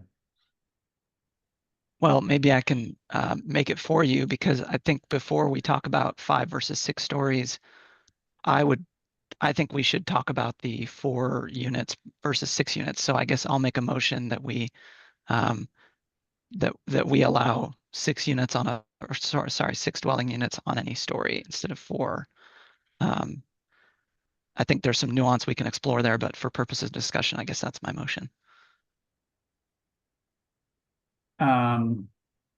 Now I got to think about procedure. The motion is only addressed to the general in item number 1, and Spencer, you talked about modifying item 5. Oh, so maybe I misunderstood. I guess I wasn't, yeah, I think I was misunderstanding the original motion. So, but they kind of go together. So I'm trying to figure out how to. They do. Roger, that maybe that's one of your things that says we go, if we change it, something down below, one of your original things, then we go back and revisit the other one. Okay. That's fine. I'm fine going through a vote. I just don't like us, at this point, we are limiting ourselves to 5 stories of group R2, and I think that we should not be limiting ourselves to that at this point, but I'm ready to go ahead. Jeremy? Just one thought. I think John brought up a good point. The discussion of fire department capabilities is going to have to be had, right? Since it's mandatory statewide. And he just said, he made the comment, it's just a matter if it happens now or later. And I think there may be more productive, this is just my opinion, there may be more productive out of the box thinking if we settle the fire department requirements first. People might be more apt to have more of an open mind about 6 or this or that after we settle, gosh, now that it's not mandatory, what do real fire department requirements look like? What's the nuts and bolts that would make this safe in a community? And so maybe the answer to John Sue's inquiry is maybe we should have that before, not after. Just a thought. And I'm fine. Again, this is a very, very intelligent group of very smart people. As Todd said several times, I think we have the right people at the table to work through this. I am fine going down and start going through the fire department requirements. Ardell, I'm not sure exactly which ones those are. That would require that we table the motion that's on the floor. So The fire department requirements are only in the preamble. They are not in the body of the proposal.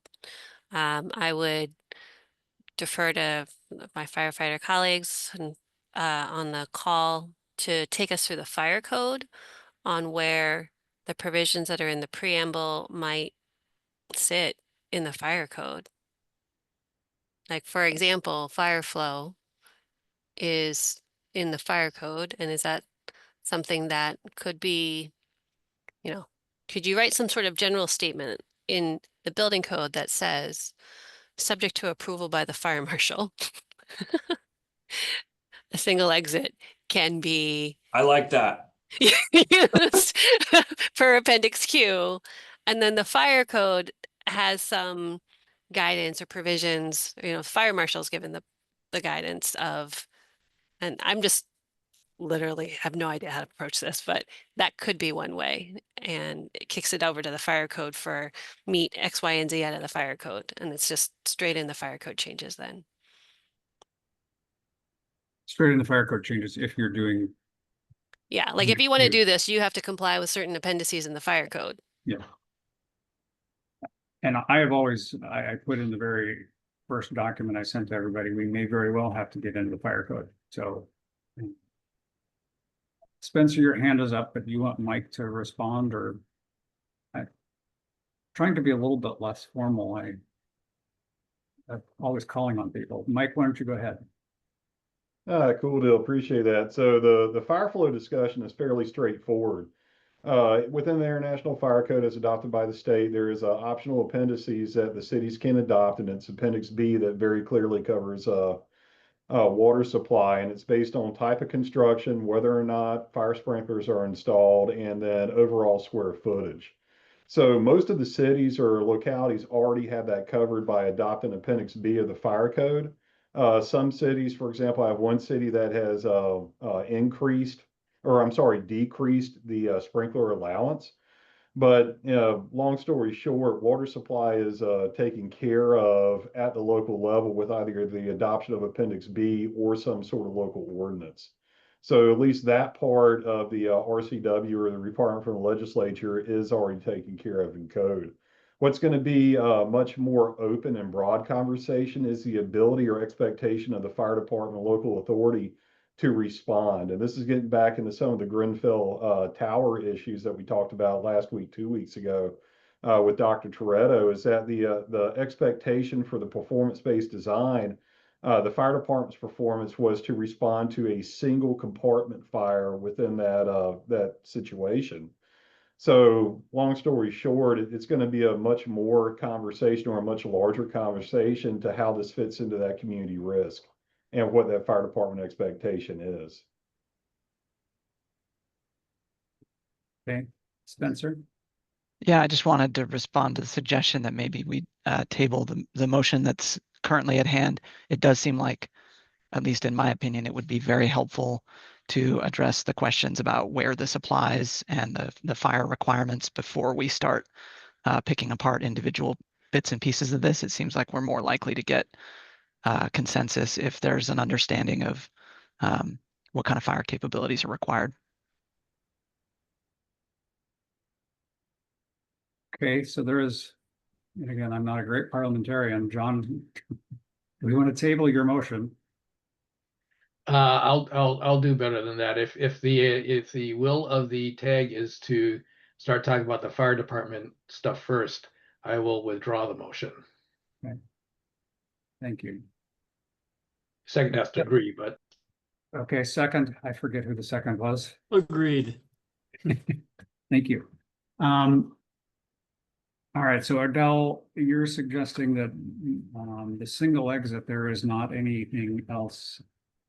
The task for the single exit would be for us to, by the next meeting, have information on the fire department, whether it is with Appendix D that Mike mentioned. We come back with some ideas on defining and discussion points around the fire department. And try to work through those, and then we revisit this. My thinking is then we could move on to the multiplex housing. Yep. But that's just my initial thought. So Darren, go ahead.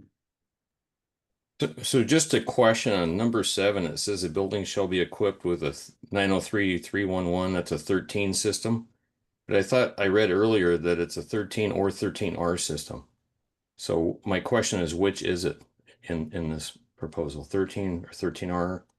the full 13. In this Or thing proposal. like that.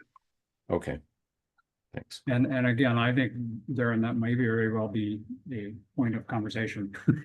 Yeah. Yeah, that was yeah. So a 13R is permitted to go to 4 stories and 60 feet.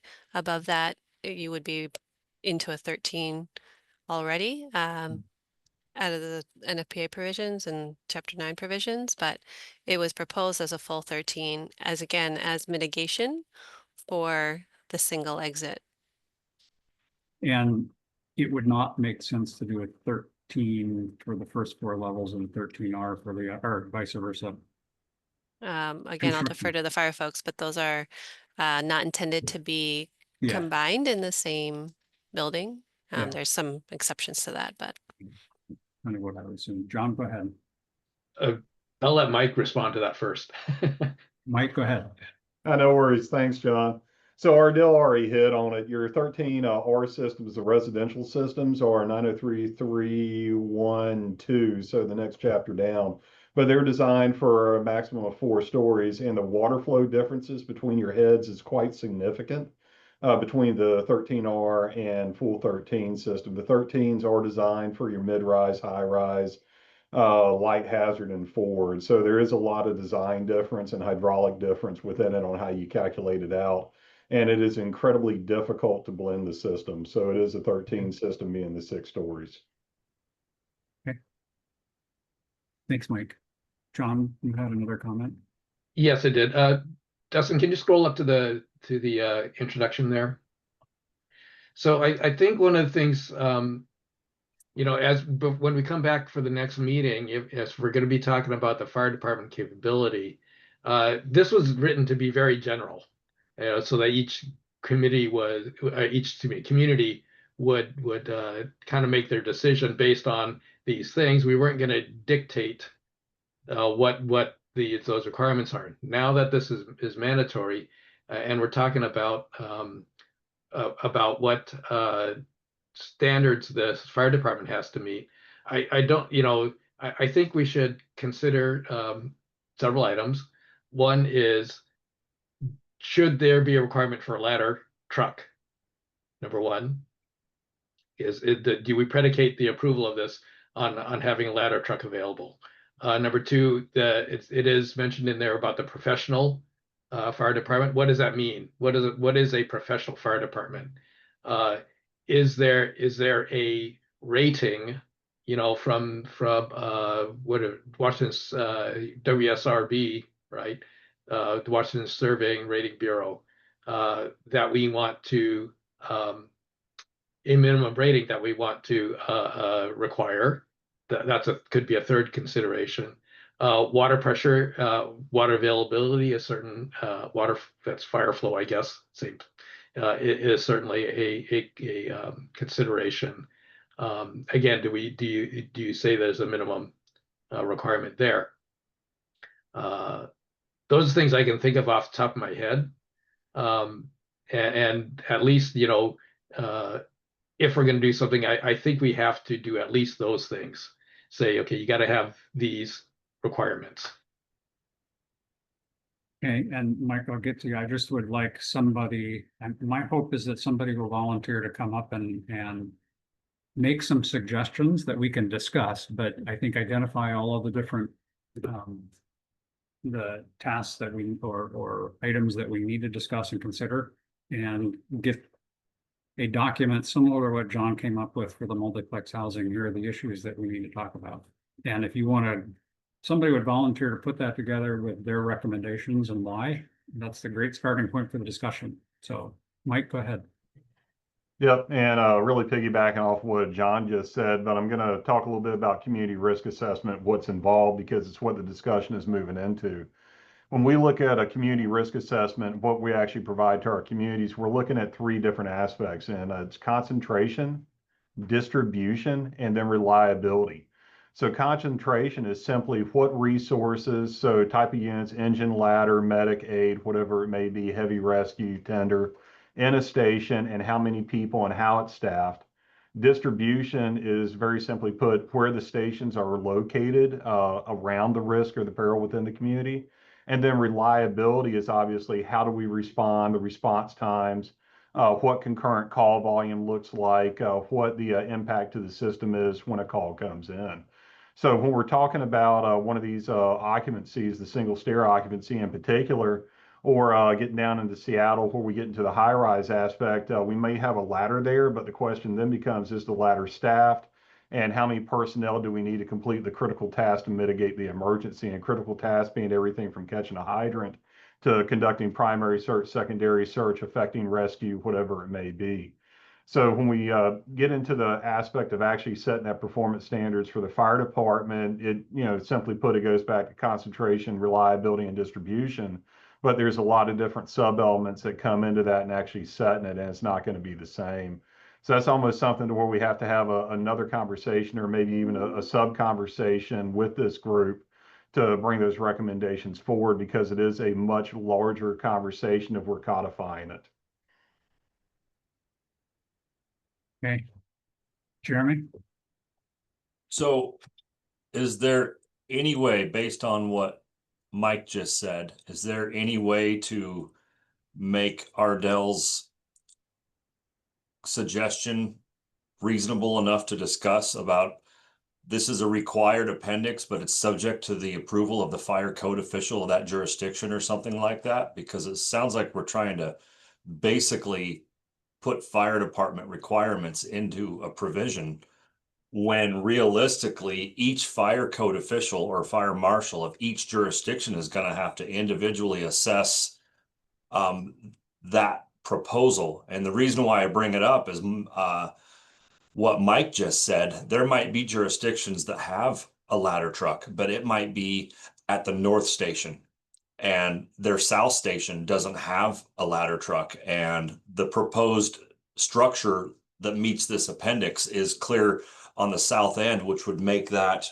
response time just not reasonable. And that local fire code official for that local reason could assess this and say, you know what, I just can't approve it at that location. If you were closer to our north station, so on and so forth. It just seems like we're trying to make a statewide requirement when it's really localized specialty here.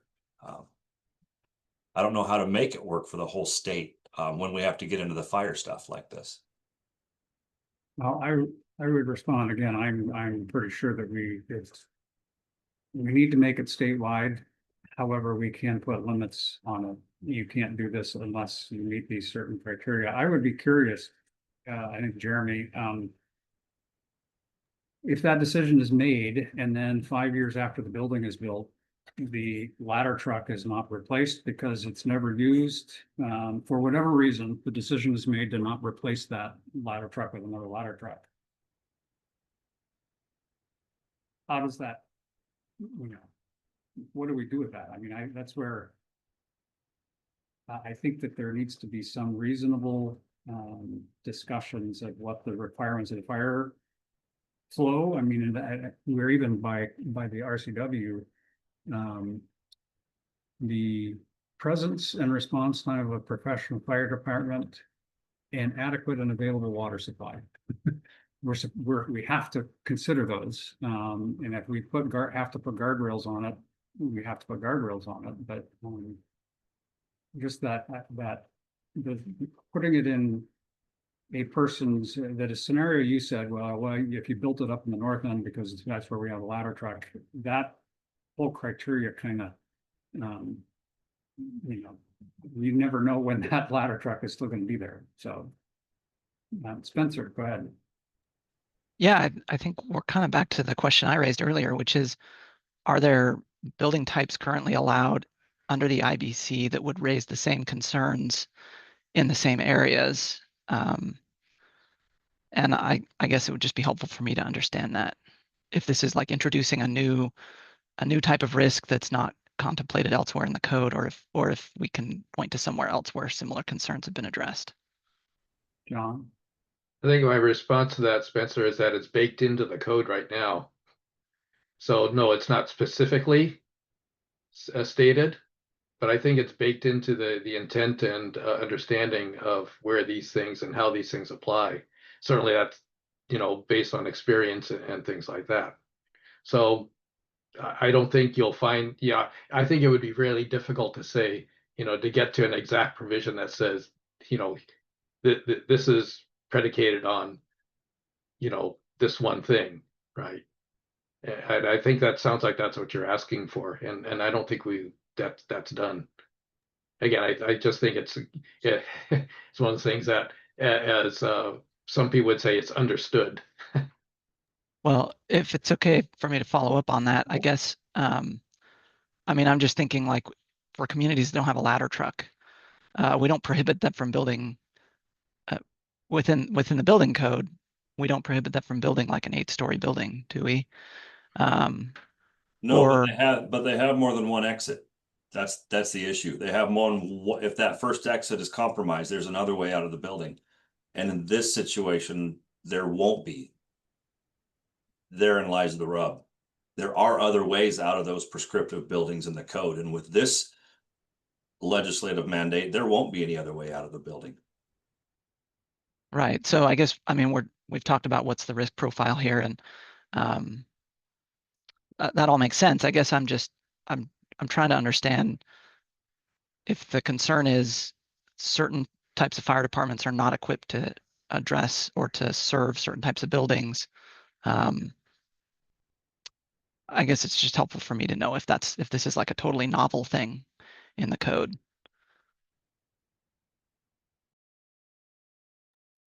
Okay, Dave?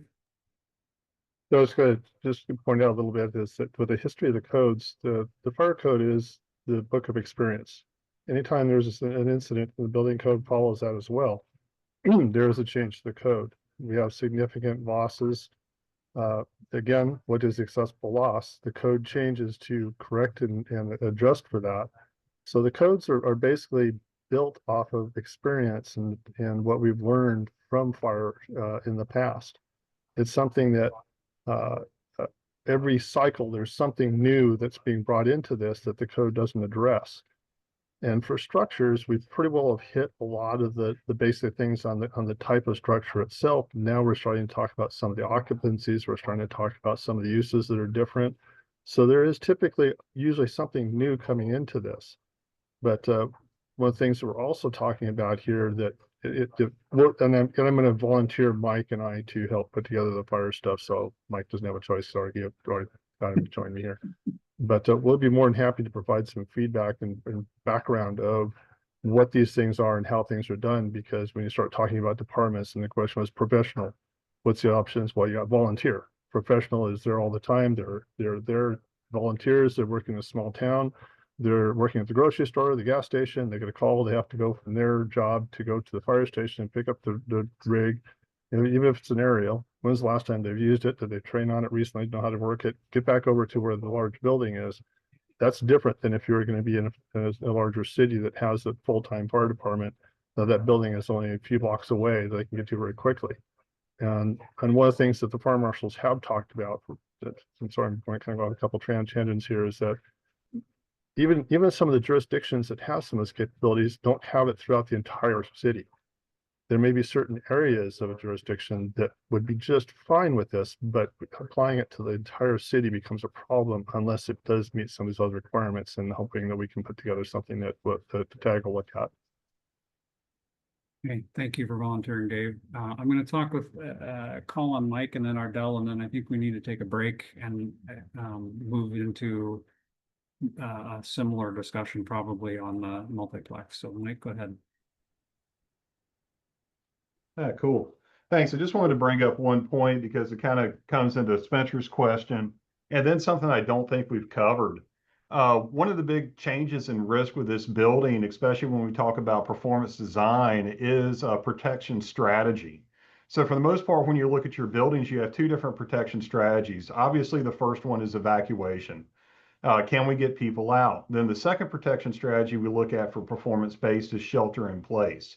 Whenever we do a shelter in place protection strategy, other building systems and features have to come into play to make the building safe enough to shelter with the fire department response. So again, when we're kind of looking at this, one of the big changes in risk is that we're changing our protection strategy for the building based on that performance. So I just want to bring that up because I don't know if it's come to light yet or not. Okay, thanks, Mike. Ardell?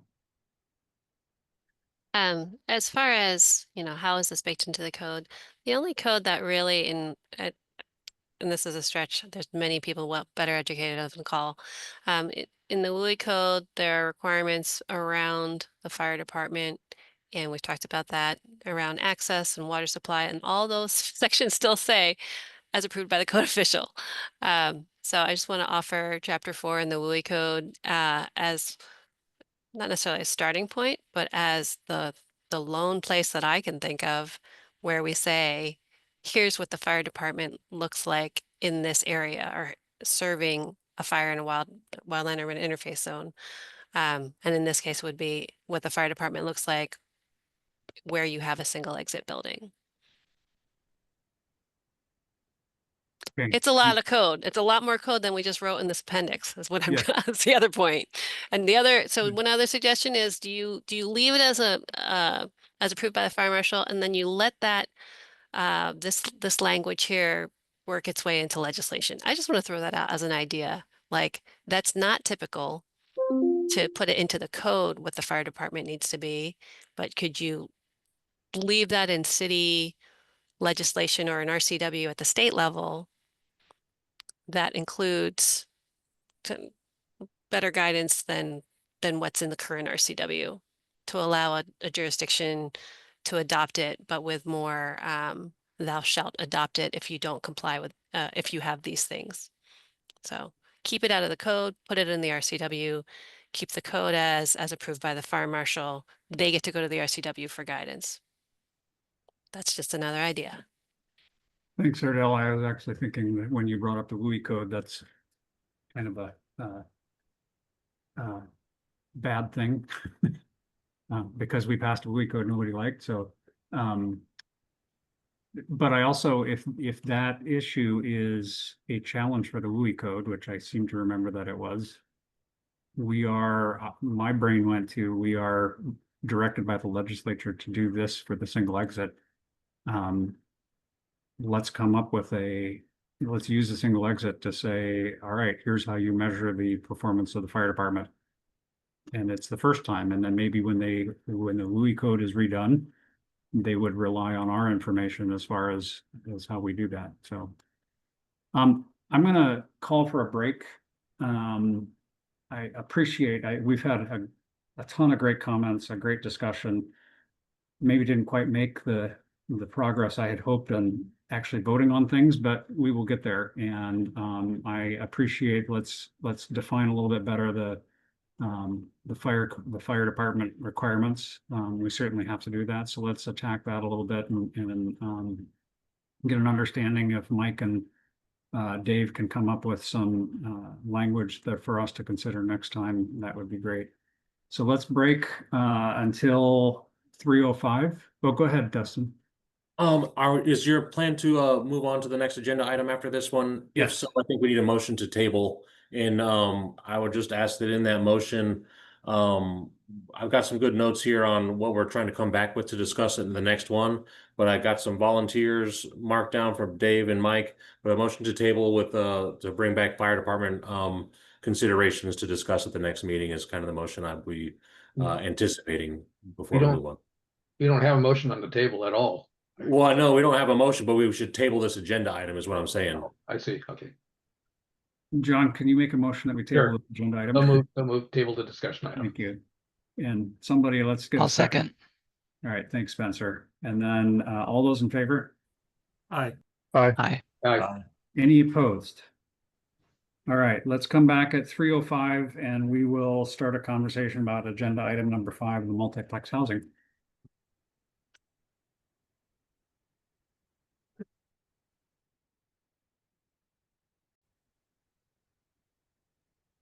And I believe we have close to everybody still on here, and I'm not sure that we're gonna actually vote on anything official. If we do vote on anything official, we'll make sure that we have a quorum, okay? We'll do a roll call vote for the first one and just make sure. We'll do, I don't think we don't need a real roll call. If we actually do official business, we will make sure that we'll do a roll call vote or something and make sure we got quorum. I'll run through the names while we're talking and do a count. Okay, thank you, Dustin. All right, so agenda item number 5. I guess I wanted to, we already touched base on it a little bit. The RCW, going back to that,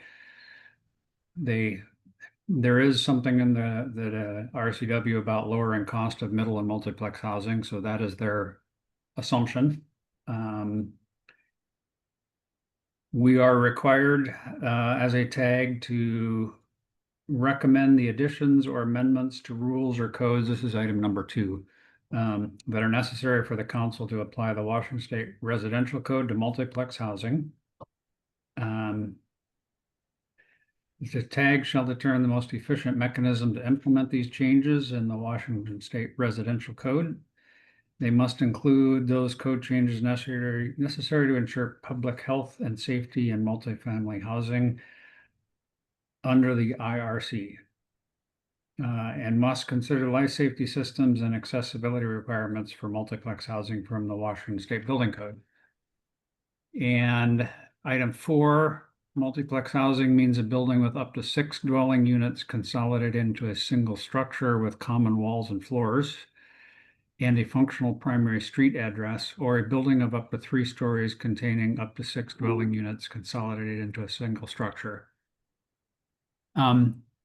Can somebody clarify for me what the differences of those two are in the definition in item number 4? How is each of them have 6 dwelling units consolidated into a single structure with common walls and floors? Richard, can you help me out a little bit? Well, I guess I'm also confused, Roger. I was thinking that one thought would be to somehow combine the language of those two items, to say a building with up to 6 dwelling units and up to 3 stories, for example. I don't know the exact language, but something to that effect. Okay. John, can you answer it? I actually pulled up a copy of your topics for discussion. Maybe that's Actually not. It's not one of the topics. okay. I think one could argue, and I'm not sure how that would work, but one could argue that the first clause that has no height limits. That would be a bit of a, I'd be really concerned about that, but one could argue that the 3 stories does not apply to that one. But that the functional, I'm not sure what a functional primary street entrance is, but it sounds like it could be a townhouse, which is already covered by, quite frankly, by the IRC. So I'm not sure what the distinction is either. That first clause really confuses me. So, Yeah. but yes, one could argue that does not have a story limit. Hey, John, I would also say that in the IRC, there's no height limit anyway. It's a story limitation, right? But not a height limitation, right? Yeah, right, Yeah, right. so Well, I'm just- sorry, are you using height in terms of generically? Sorry. Yeah, in terms of a actual number. So I guess I looked at this and was a little confused why there's a distinction. But yeah, anyway. So could one interpretation be townhouses of 4 stories where you stack 6 of them side by side? Would that meet the? Yes, I think so. But other than the 4-story issue, yes, you can do that already under the code. You can already take 6 townhouses, string them together. But you're limited to 3 stories. They're limited to 3 stories, yes. So we need to understand whether we're being directed to allow that up to 4 stories or not. Yeah. Okay, Darren? One other thing at the bottom there, it says accessibility. So are we bringing accessibility into the IRC? Accessible parking, accessible pathways, everything, all of that. Is that coming into the IRC through this legislation? Thanks. It's a good question. Well, it's already, to a very limited extent, it's already in the IRC, and all the IRC does is just tells you that you have to comply with R3 requirements, and it kicks you back to Chapter 11. So you look at everything as under the R3 lens. That's certainly up for debate because we're talking about a building that, if currently constructed, would be an R2 occupancy building under the IBC. And if you have more than one building on a site, would be subject to type A requirements. So, and some other nuanced things as well. So, I don't know. When I read this, I was thinking all it was saying was just take all that into account, right? To take accessibility requirements into account. And I think we'll have to have a further discussion as we go along to figure out what. Yeah, I actually, in reading that, it said, where to go? I have it here. It said we must consider life safety systems and accessibility requirements. It doesn't say that we have to take absolutely every single piece of accessibility in the Washington State Building Code and put it into the IRC. I think that the word consider kind of leaves it up to us. They they want the life safety systems and accessibility in there, that we're supposed to consider them, but I don't know that it says that we shall copy the life safety and accessibility requirements from the Washington State Building Code. Yeah, I think it's reasonable, Roger, sorry if I'm talking out of turn here, but just to, if I consider, I think we are going to consider accessibility requirements as we go through our discussion of these items. So Yeah. we're Okay. gonna do it. Yes, Jeremy, that's my interpretation too, but I'm not an attorney either. So Jeremy? Yeah, I agree with Rich about considering it, and I think, Roger, you're right. We're gonna end up considering it, especially where the IRC already has language for it. Yeah. With this provision, according to 320 in the IRC, it would kick in after 4 dwelling units. So if someone chose to do the 5 and 6 units, they would have those accessibility provisions, but accessibility doesn't kicked in until I think it's 4 or more. So the 4th unit would kick it into going to chapter 11 as an R3. Okay. And it's possible that's enough consideration that we say if you're doing this, it goes to chapter 11, but I'm going to leave that up to you all who are much more dialed into it. So there are two documents that I did want to put up. I think John's list of topics for discussion is a great document for us to have. I'm assuming you all have either looked at it or yeah. I would suggest if there's anything we need to add under any of those, feel free to email Dustin or whatever. So as we go through it, are there questions or comments about what we can and can't, should or shouldn't address or consider? Excuse me. And then there is a combined proposal for an appendix. Excuse me. Dustin, if you can, and that was Angela, and I forget who, somebody that's on the call. John Goldsmith. John Goldsmith, yes, went through and did a combined proposal. And so, John, can you, John Goldsmith is not on. No, he's out because he has the medical situations. So. Okay. Well, what I guess I can, is somebody comfortable reading through it? I can certainly try to present it from my perspective, but if somebody else is more dialed in, feel free to raise your hand. This is so part 1 and part 2. Part 1 is a modification to the code, to the residential code, and then part 2 is an appendix. So this is an example of us, there's charging language that's in the R101.2 and in the definitions, basically adding an exception to 101.2. And then there's an appendix that if you're going to do a multiplex building, which I see the multiplex definition, I think is directly out of the legislation, which we probably need to clarify if we're going to do that. But and then part 2 is the appendix, which is basically, again, similar to the single exit. It addresses the things that are modified on in the residential code if you're doing a multiplex building. So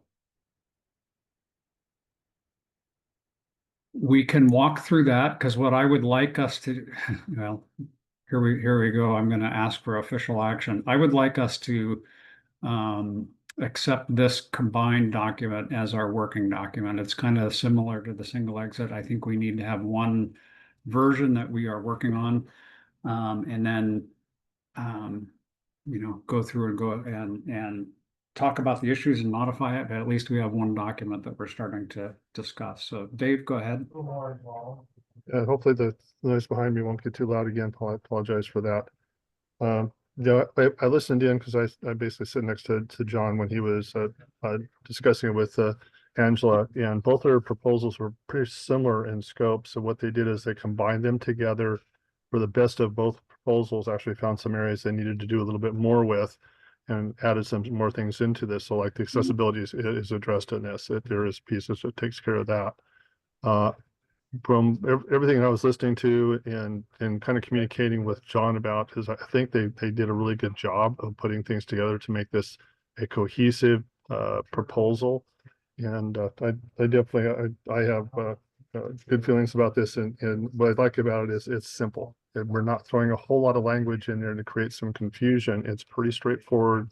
It just provides the guidance that they need to be able to comply with the legislative directive. So I'm pretty comfortable with them seeing it. Do you want to go through each of the sections? It won't take a real long time. I think it would be a great benefit for us to go through each of the sections, and then, like I said, I would like a motion to go ahead and adopt this as our working document. I'll make that motion. We're sitting with the quorum right now too, so I did the count. Okay, who made that? I will second it. That was Dave Colcott made the motion. Dave made the motion.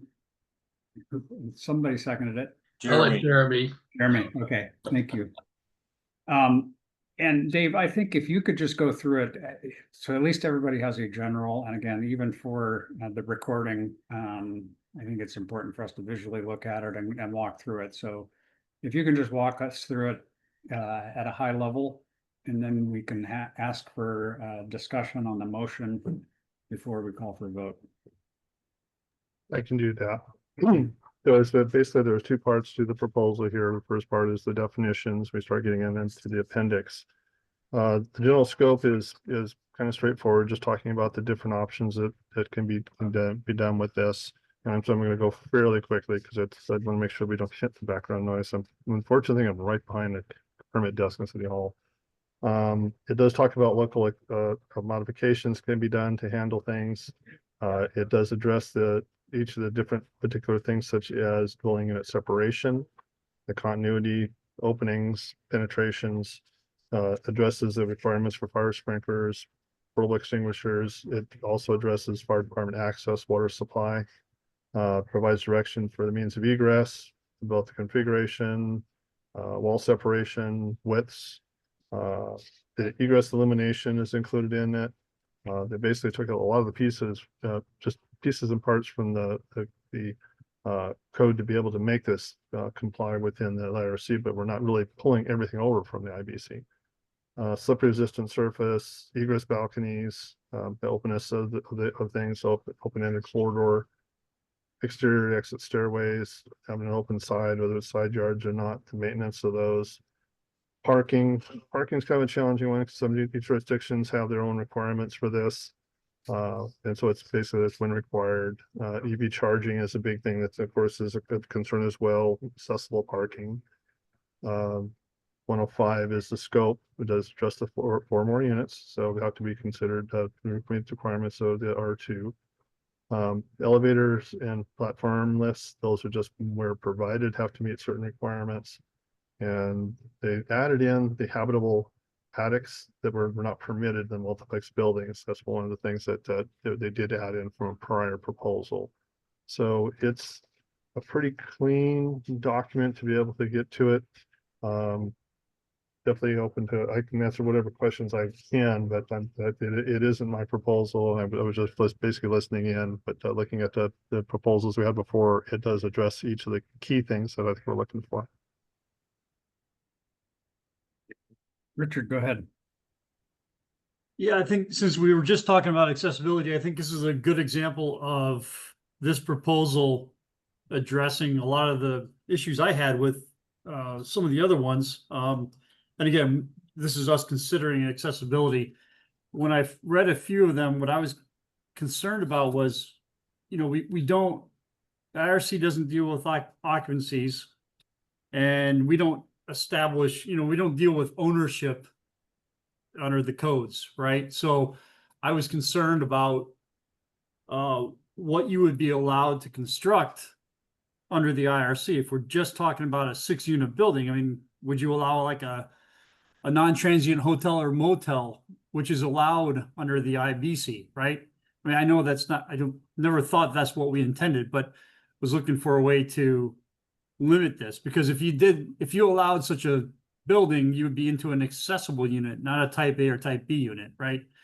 And so one of the first things they do up somewhere there in part 2 is they're talking about this being only for apartments, right? And so I think that does a good job of kind of limiting the scope of what we're allowing. Sorry, not seeing it there. Yeah, right there. Item 2.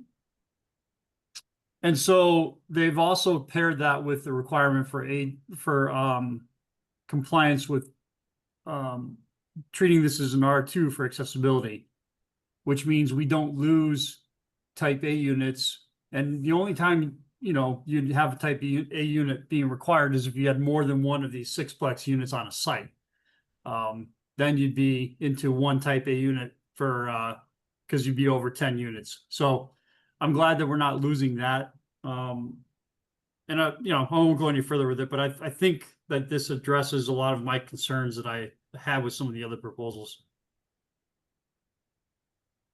John, go ahead. Yeah, I am looking at this. This addresses a lot of the questions. Now, whether we agree with the resolution, that's different. But it does address a lot of the topics in the document that I'd sent over, and that for us to consider the issues. There's a few things that I think are missing, but overall, I think this is a pretty good start. And when we are ready for that, Roger, I would be willing to make the motion to, make this our baseline document. But again, I do have a number of things that issues I think we'll have to decide. One is back to structural. If we decide that 4-story townhouses are going to be allowed, that's going to make, we're going to have to figure out what to do with the structural end of that. Because the IRC is predicated on 3 stories, and a lot of the structural requirements, brace wall panels and things like that, are only for 3 stories. So we have to figure out if you're going to, then you do just push them over to the IBC, which is possible to do. There's again a few other things, details that I think could be improved. I did go through, and I'm when we're ready to, I'm prepared to send in a document that has a lot of its editorial stuff, fixes to this, but there are a few substantive issues that we could discuss when we're ready to do that. Thanks, John. And I will, I know the thing I was going to comment on is how many buildings can be strung together. So can you do 2 of them side by side? There was a conversation we had previously about number of these on a parcel, I think. So there are those kinds of questions that we do need to address. My hope is that we can, exactly what you've done is let's take this as our starting document. And actually, I think Dave already made a motion, right? Do we not have a motion on the table? So the motion is out there. This is discussion, and but my hope is that we can take this document, and if you have additions, modifications to it, markups, additions, modifications, and comments, it'd be welcome in a Word. We now have a Word document we can all be working on together. So Darren, go ahead. Just a point on accessibility. So when it 4 units or greater, when it takes you to the IBC for R2 only requires if it's 4 units or greater, they're type B units. You have to get up to over more than 10 for them to be a type A unit. So I don't know what's being gained by this in accessibility, because you're not getting a type A unit. You're just getting wall backing for grab bars. That's all you're getting. So I just like get that clarified. Is there going to be a number for type A units or none? Because IBC doesn't require it. I think, Aaron, go ahead, John, you answer. Yeah, I think the intent is that you would go to the triggers in the IBC, which would get you a type B unit for a lot of these. You'd have to have and by the way, this would kick in if you start stringing buildings together. That's kind of one of those questions.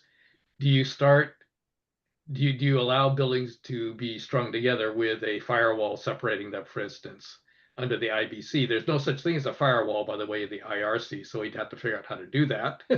But if you were to do that, now you are a single structure. Now you start adding up the units. It's also in the code, I believe, it's predicated on the number of units on a site. So once you get a 4 or more plex and you start putting multiple of these on a site, even if they aren't touching each other, then I do believe you start kicking in units. And Rich is going to correct me on that, I'm sure, because he's more of an expert on it than I am. But I think that's where you get into the accessibility parts. Yeah, and I forget what else I was going to say, so I'll stop there. I agree with that, by the way.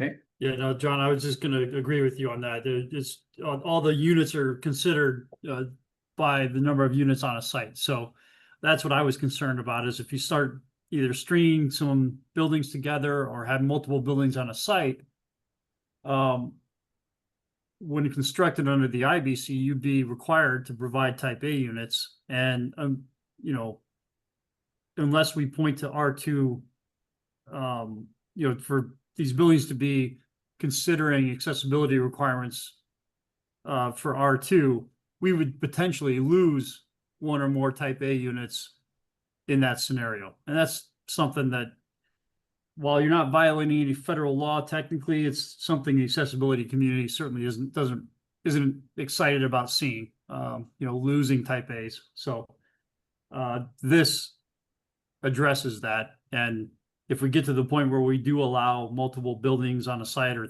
buildings to be strung together, resulting in more than 10 units on a site, then type A's would still be required. Okay, so we have a motion on the table to accept this as our working document.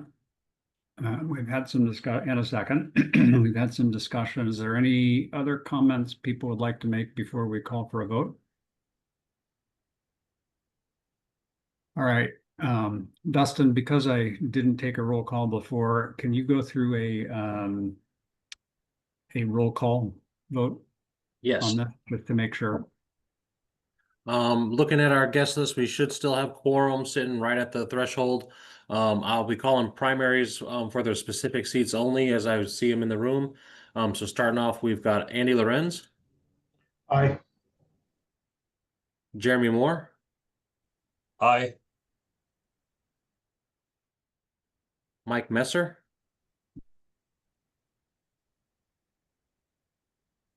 Mike. I'm here in the background. I'm sorry, Roger. I had someone walk into my office. Would you care to cast your vote on accepting this as the baseline document for us to work with moving forward, Mike? Absolutely. I'll approve. Thank you. Dave Cocott, Aye. Aye. Spencer Gardner, Aye. Richard Williams, Aye. John Sue. Aye. And with that, we have a pass on that one. All right, progress. So we have a half an hour left. How do we want to move forward? John, go ahead. You have Well, thoughts? since I do have a couple substantive issues to discuss, should I just raise them now and we can talk about them, or should I wait until people have had a chance to see what I've done? I think go ahead and raise them. Okay. Unless somebody else wants to jump in with them. So we talked about structures. I didn't write that into what I've got made as comments. One thing, if you scroll down, Dustin, to the continuity section, 102.1.1. Okay, yeah, that whole section there, the dwelling unit separation. One thing that is not covered here is supporting construction. That's in the IRC right now. And it's required, basically says that if you've got fire resistance rated construction, it has to be supported by something that has equal or greater fire resistance rating. That it starts off in duplexes. If we don't have that in here, it'd be unclear whether or not that would apply to in multiplex buildings. If there's an interior dwelling, interior bearing wall, for instance, that doesn't qualify as a unit separation or as a exterior wall and like that, it would not be required. You should, basically the principle is you need to support your fire rated construction with something equally fire rated. So I think we should add something there. And I have proposed language. Okay. All right. Going back to anything else, John? Yes. Why don't you go ahead? I mean, I think, so you're gonna present this, your comments to Dustin, and we'll get it posted so everybody can see it. Sure, I can do that. Actually, if Dustin wants to allow me to share screen, I can show what I've got. And it'll kind of maybe help people. You should be able to share. If not, I should get a notice when you attempt to share. Okay, let's see. It's going to make sure I got the right one. This one, yep. It's starting up. Okay, are people seeing something in track Yes. changes? Yes, sir. Okay, so going back to the supporting construction is this one here. Is that big enough for people to see, by the way? That's the second question. Yes. Okay. So basically I'm saying if you got a floor ceiling assembly, it's separating the dwelling units. You have to support it with construction with the same fire resistance rating, which is basically 1 hour in this proposal. We could just say it's 1 hour fire resistance rated, but I just left this is language taken almost directly out of the duplex section. Let's see. I have a lot of these again are editorial comments, so I'll skip those. If you on the exterior, the egress balconies, when you basically the idea is what they're saying is you have to have you can't have an enclosed stairway, you can't have enclosed corridors. You either have to have an egress balcony or units open onto egress balcony or this open-ended corridor or directly into the exterior stair. And one thing that they have, they say exterior stairs shall be open on not less than one side. What they didn't define was how big that opening has to be, what constitutes an open stair. And so this language is drawn from the IBC, basically saying your openings have to be 35 square feet, and you have to, well, I'm not so sure about the other part, but right now it says it has to be at least 42 inches off the ground. Basically say you have to have a guard there. You can't just have an opening without a guard. So that's that piece there. Other than that, I think again, those are the only two really major substantive issues. I did try to do some I know the other one is they had said for the unit separations it's a 1 hour fire resistive rating, but they only said it had to be tested or you had to do it by the analytical method. And the IBC does have this whole big tables of prescriptive fire resistance rated assemblies, which might be a good reference to use. So I added that in. And I think those are, again, everything else is mostly editorial. Okay, thank you. So we'll get that posted. And, I'm not sure the best way if we accept changes, we'll address that at the next meeting. I think people can have the time to go through and review your edits and we can vote on accepting the changes at that point. Okay, are there any other comments to John's? If not, I don't see any hands. Can you bring up the list of topics for discussion, Dustin? Yes, sir.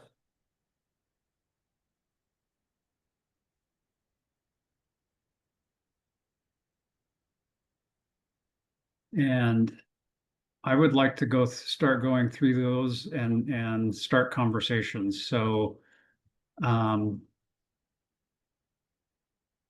I think that the prescribed by legislation, so I think we need clarity of a 4-story townhouse. If that's the intent to allow for that in the first description, is that right? Yes, I made that as the assumption before. We were only going up to 3, but Yeah. reading the legislation, it's ambiguous. I will reach out to the Okay. to the legislator and try to get clarity on what the intent was for that.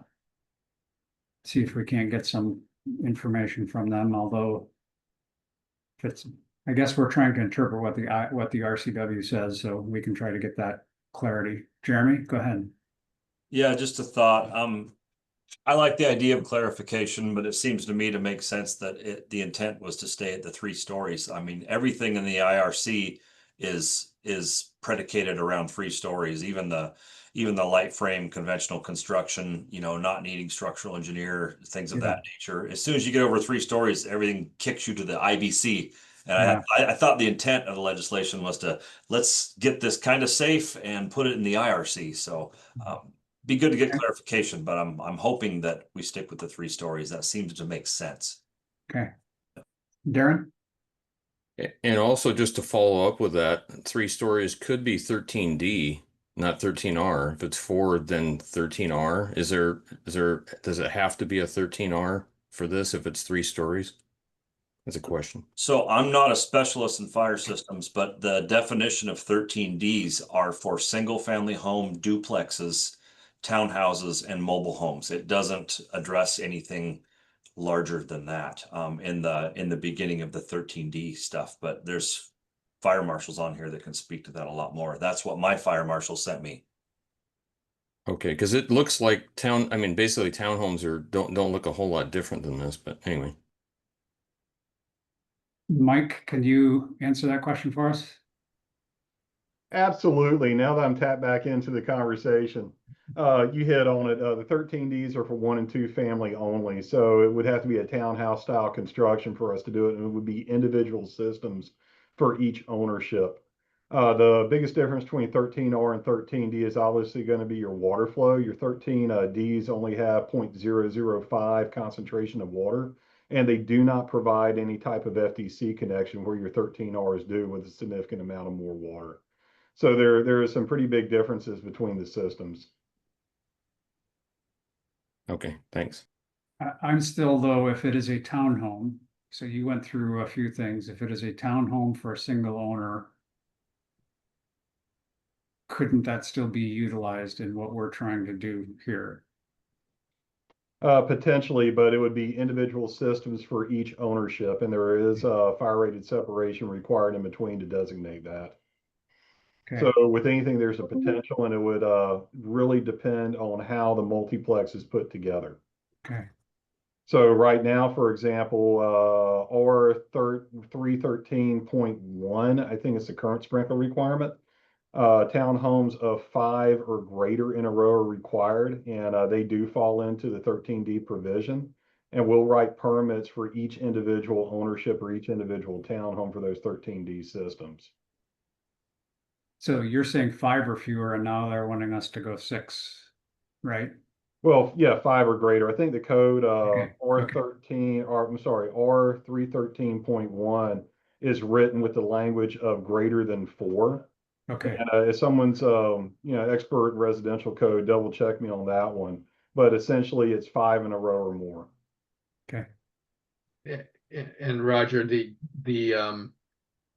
code also and the RCWs allow you to, or maybe it's the WACs, allow individual jurisdictions to adopt the 13D or what they call the P2904 system for 4 or fewer dwelling units. So local jurisdictions have adopted sprinkler ordinances for the smaller buildings.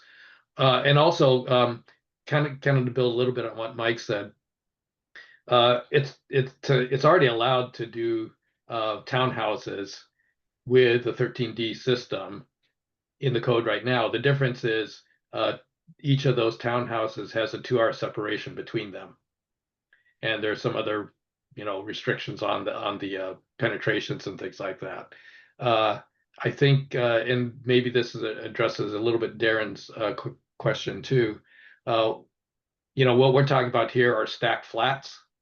So that's why the 13D would not apply to those. And I think the difference in the multiplex building, at least the proposal we're looking at now, is that only a 1-hour separation is required. So because of that, they have required in that proposal, they're requiring a 13R system, because you only have 1-hour separation instead of 2-hour separations between the units. And the 13R is higher quality, if that's the right term, John? Higher water flow, I think Okay. more heads. I think is a 4-head design as opposed to a 2-head design. Okay.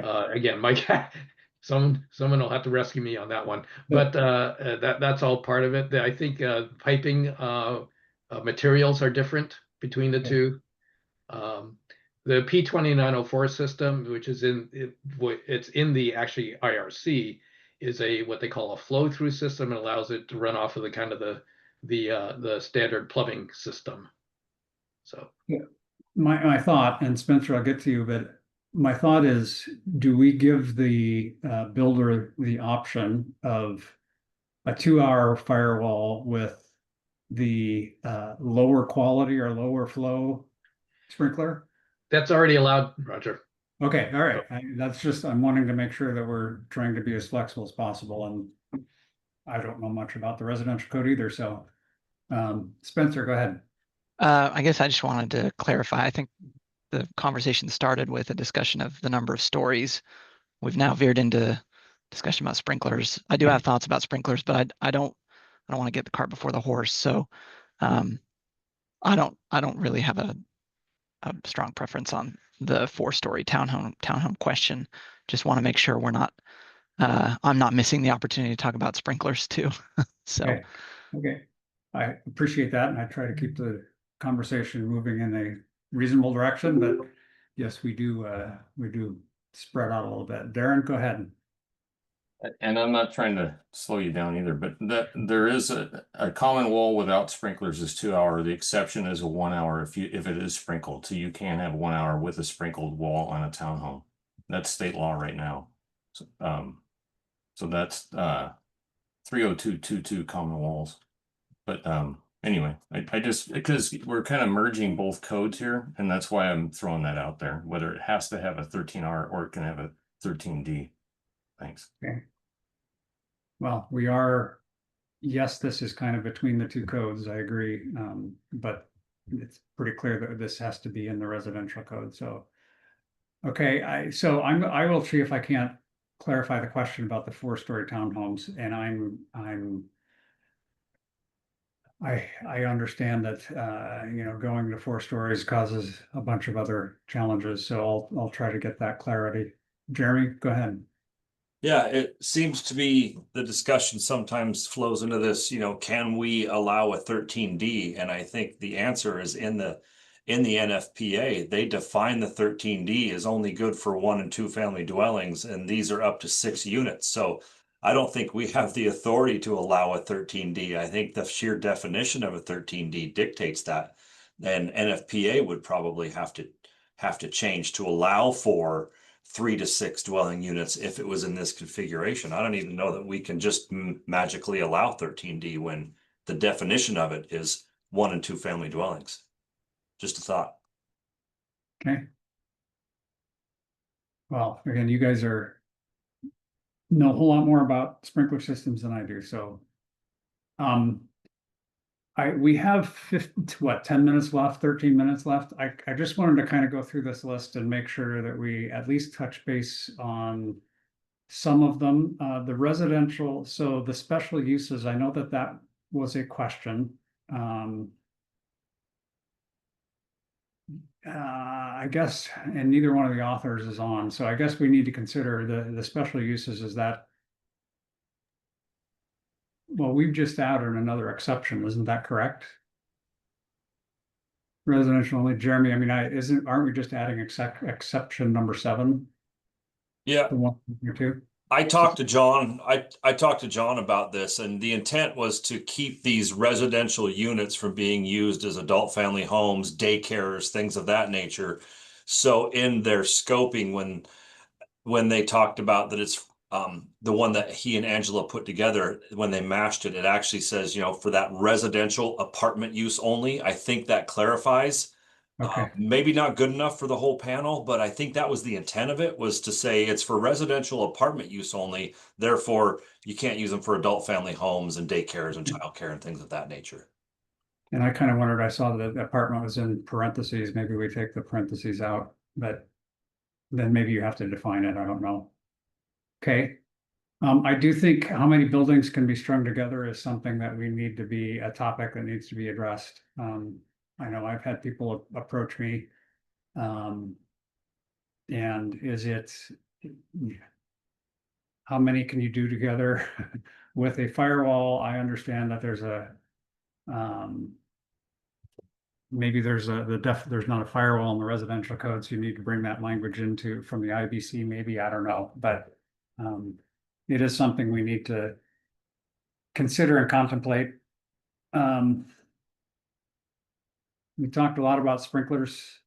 We know that we need to talk about, consider that. Fire separation. So the structural limits, I think that there needs to be a conversation. I need to look at it. I need to remind myself of the structural limits, but so that does need to be a topic. And then John, I think you had another structural. What did you? It's related to that. I mean, again, if we go to if you go to the 4-story townhouse, then I think we have an issue.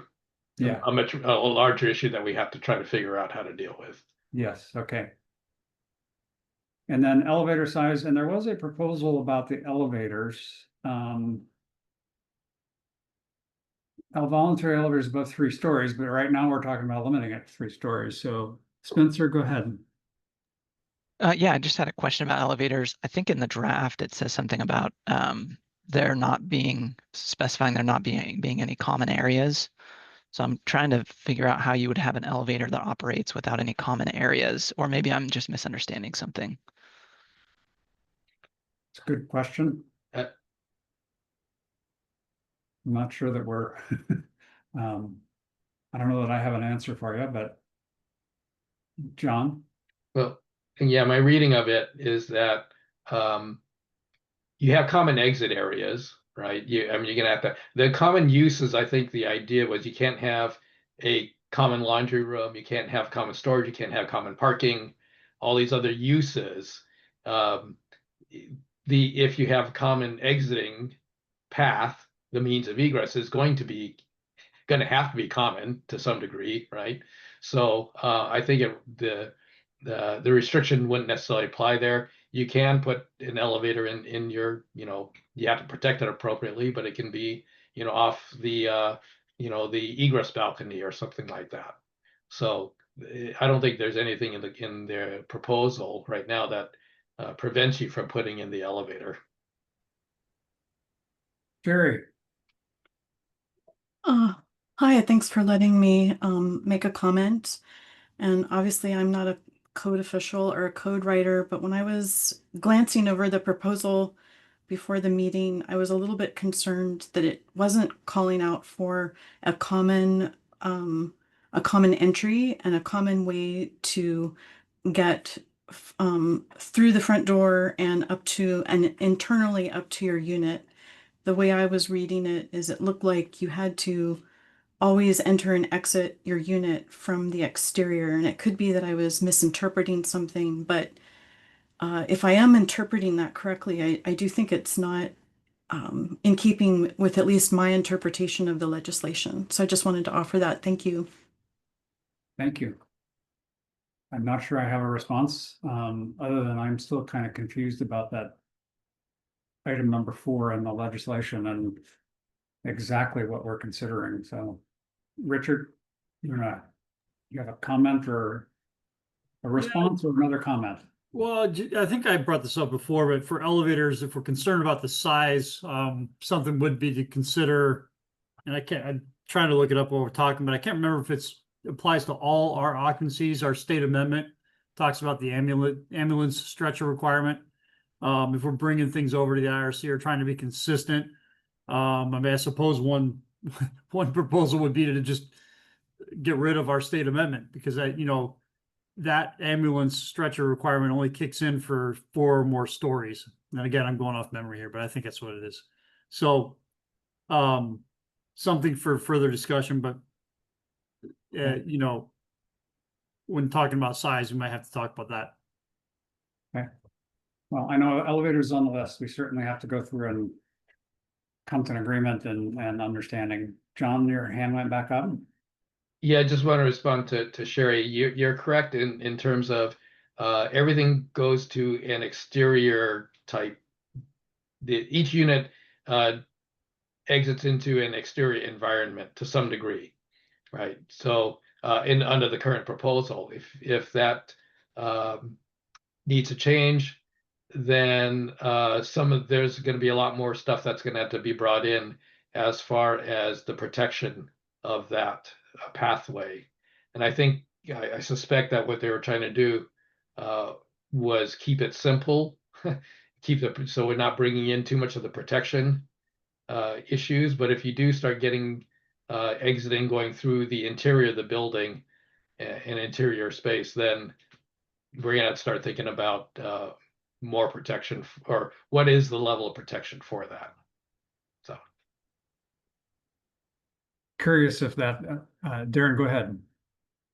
So the elevator should only affect the type A units. We have 4-story apartments that were built out of the IBC in our city, and they have 12 units, so one of them had to be accessible, and so they have an elevator for that, just for that unit. It goes directly outside, doesn't affect any other unit. So I would say this would be the same.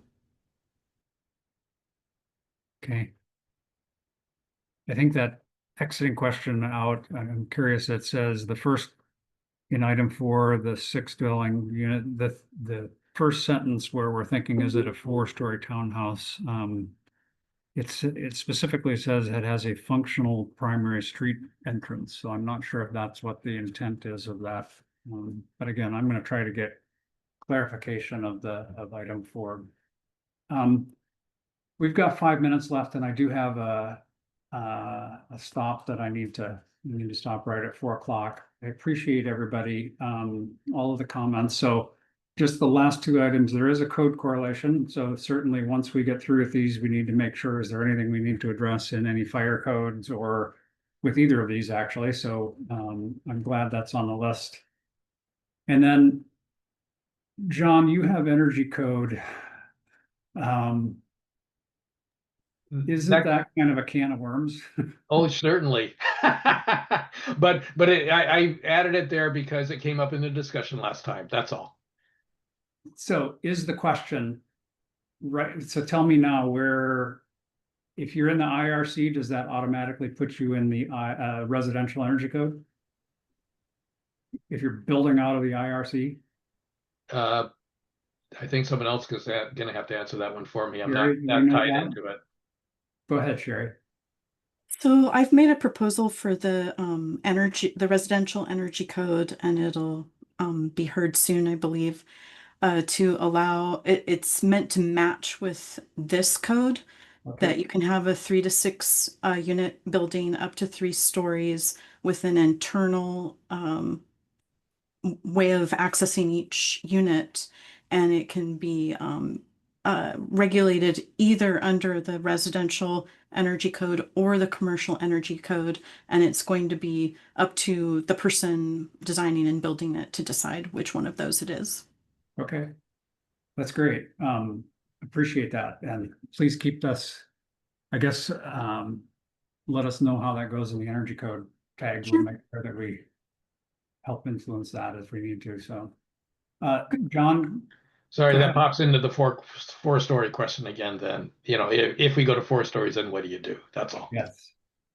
I think that's critical for everything we've got here is, we need clarity on that 4-story question, so. All right, I am going to, Richard, go ahead, and then I'm going to move us just to other business and make sure we confirm our next dates, so. Are you talking about 4-story townhouses for energy code? That's, I think that there is a question as to whether the RCW is meant to apply to 4-story townhomes or Yeah, not. I direct you to your state interpretation that talks about townhouses, regardless of number of stories, being subject to residential energy code requirements. And I only know that because I ran into that as an issue. Got some pushback on somebody trying to construct a 4-story townhouse, and I was thinking it was subject to commercial energy code requirements, but turns out the state council came down on the idea that it's a residential. It has to be in accordance with the residential energy code. Okay. Thank you. Well, it is certainly something we need to address, and I will suggest that the legislative intent, I think, was that these would be covered under the residential energy code. Again, just from a cost. The main purpose of this is to make these buildings more cost effective. So all right, so I'm going to move us on to agenda item number 6, was just other business. And the only thing, so Dustin, you said July 15th is the only time that we have currently scheduled. I'm sorry, what was that? July 15th. Yeah, that's the only one we have currently scheduled as far as a date, and we were looking at the same time frame for the meeting, but we can entertain longer meeting if it's desirable. I will ask for opinions. This is a Thursday afternoon. I don't actually like it because I've got a BFRW meeting I'm running tomorrow morning, but Thursday afternoons oftentimes work. Does Tuesday afternoons work better for most people?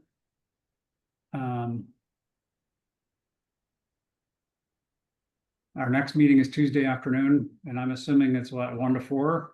Yes, sir. So we can, my preference would be we pick a date and time and we start going every 2 weeks. So we've made great progress, but there's obviously work we've got to do kind of on the backside, and then continue to review things. So Thursdays work for me as well. I think you said they work a little better for you Thursdays, but I don't know. They work for me too. So actually Thursdays don't work as well for me, just because I've got another 3-hour BFRW committee meeting that I'm running tomorrow morning. So Tuesdays work fine. Okay. Anybody have absolutely no-goes on Tuesday afternoons? This is John. I got a bunch of conflicts, kind of depends on the Tuesday, so depends which ones we pick and which ones I may just have to miss meetings, that's all. That's just fine. That you guys got to make progress. Well, does anybody have a problem, Dustin, or anybody else, with Thursday the 17th rather than Tuesday the 15th? I just want to get on a regular cadence.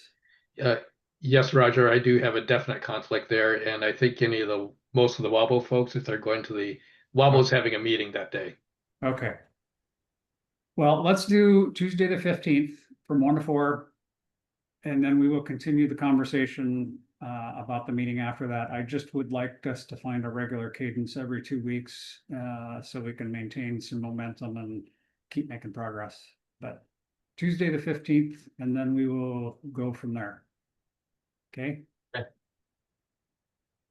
With that, 4:01, and I will adjourn the meeting. I really appreciate everybody's time. I know personally it feels like we're kind of grinding on this, but it's good. I think we're getting all the issues out on the table, and hopefully we will start making decisions here on both of these. So I appreciate everybody's time.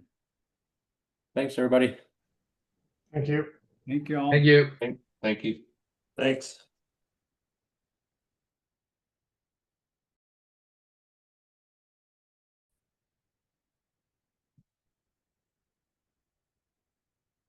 you.